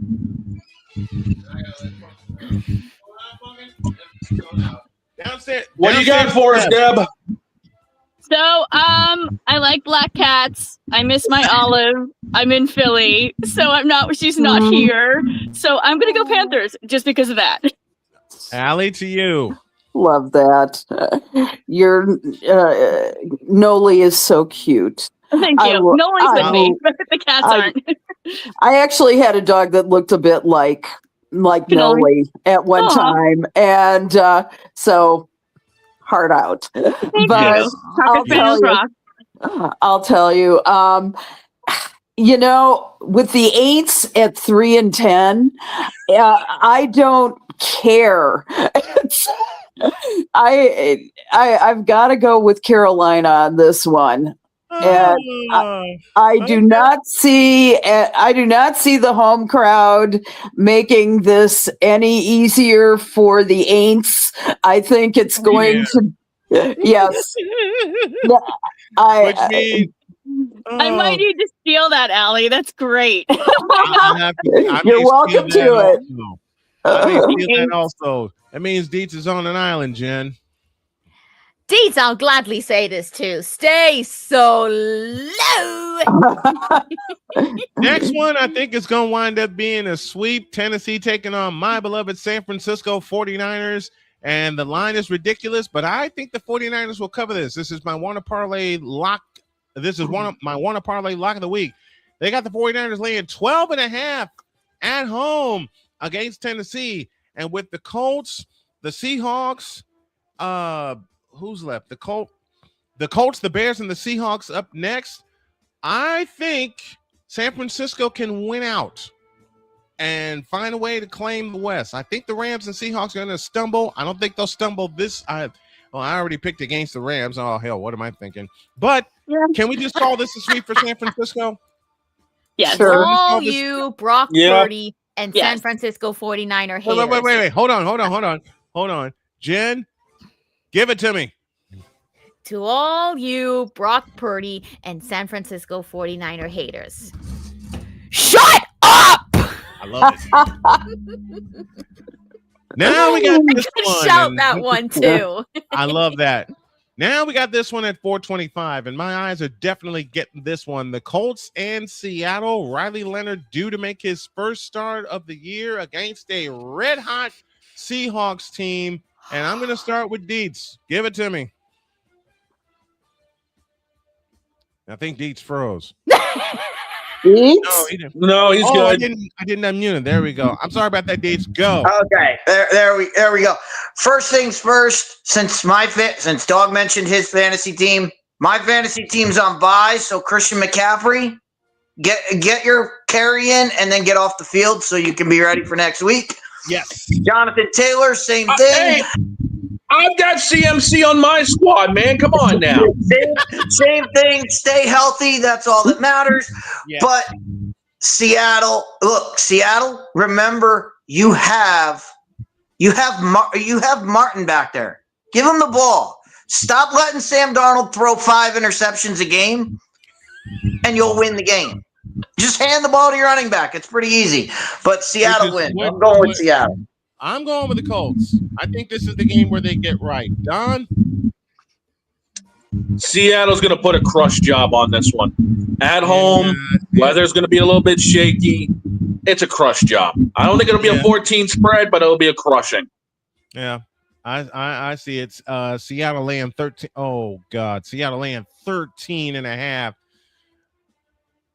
I can't do it for this reason, but Deb, to you. Say it. I'm definitely going Seahawks. Allie? Sorry. Yeah. Daniel Jones gone. You know, well, and Phillip Rivers, who hasn't played in 5 years, Yes, taking 5 over. years, Yeah, I just have no faith that Phillip Rivers can find his previous form ever. Jen, He made Jen Thomas. Tom Brady, he ain't. Okay? No, he's nowhere near. That means So- Jen has a message for me, and I'll take it gladly. Actually, I don't have to give you a message because I really don't want to owe an apology to Dr. K. Mhm. Are you fencing I'm this not one? doing it. I'm not doing it. She's on the fence. Sunday Night Football. The Minnesota Hey, Vikings. she's got 2 left out of this, and there's 2 games left. Then why don't we all? Then you know what? I'll make this easy. Why don't we just all use the fence for the next 2 games? Can we hear them at Minnesota, least? Dallas, Oh. Minnesota, Dallas, and Miami and Pittsburgh. Mhm. I'm using. Fence me. Just fence me for both Yep, of them. You're fine. Use my fences, please. I'm using my fences also. Deb, what say you for the last 2 games? I'm going Dallas. I can still see the Vikings 0 in my head, so Dallas is going to take this one. And I'm sorry, I missed the last Monday Night Football. Miami, Pittsburgh. Miami Pitt. Miami Pitt. Steelers. Crazy, but Steelers. Upstairs to Deeds for the last 2 games. First one, Minnesota, Dallas. Did I mute? I did. I think you did. I muted him. I'm sorry. Who did? Okay. First off, Deb's absolutely right. Minnesota is playing like garbage right now. Yep. However, ever since Jerry Jones passed on Randy Moss, the Minnesota Vikings have come into Dallas and absolutely stomped the Cowboys out. Yep. So there's no doubt in my mind that this is going to be a rout, and Minnesota's going to absolutely take them to the woodshed. And for the last one, Miami, Pittsburgh. And the last one, we're going to be screaming, and Pizzle's going to be. I think Pizzle will be happy that Miami loses, but we're going to be screaming about what the hell? Why is Aaron Rodgers back?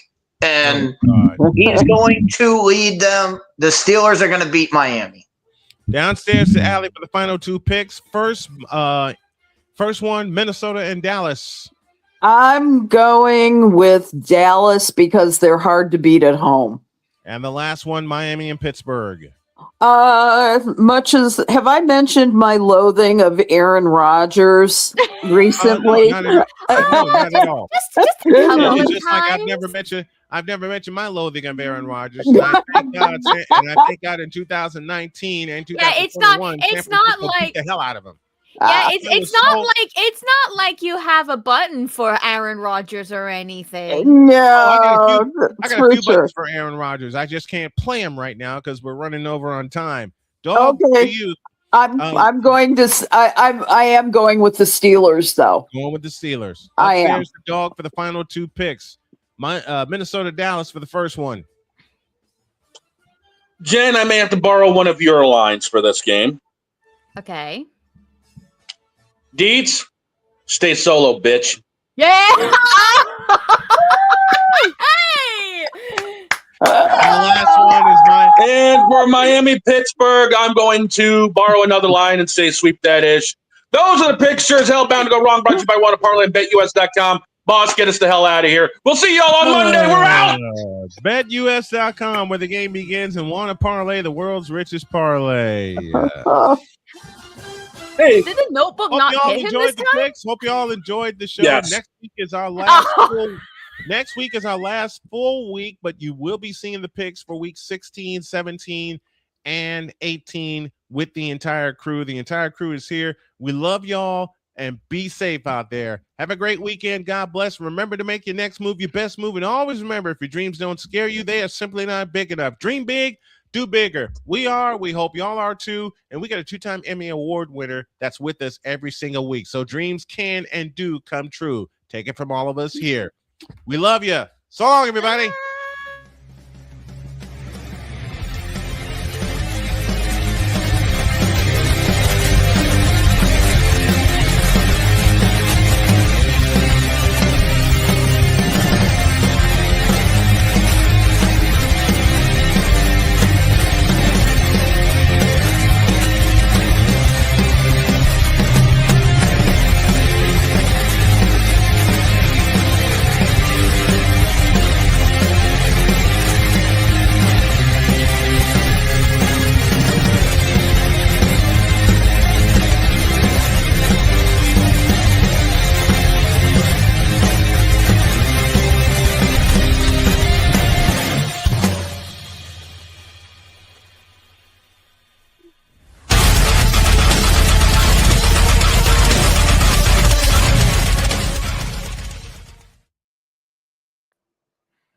Remember, Damien, that is Supergirl, not what they showed in the trailer.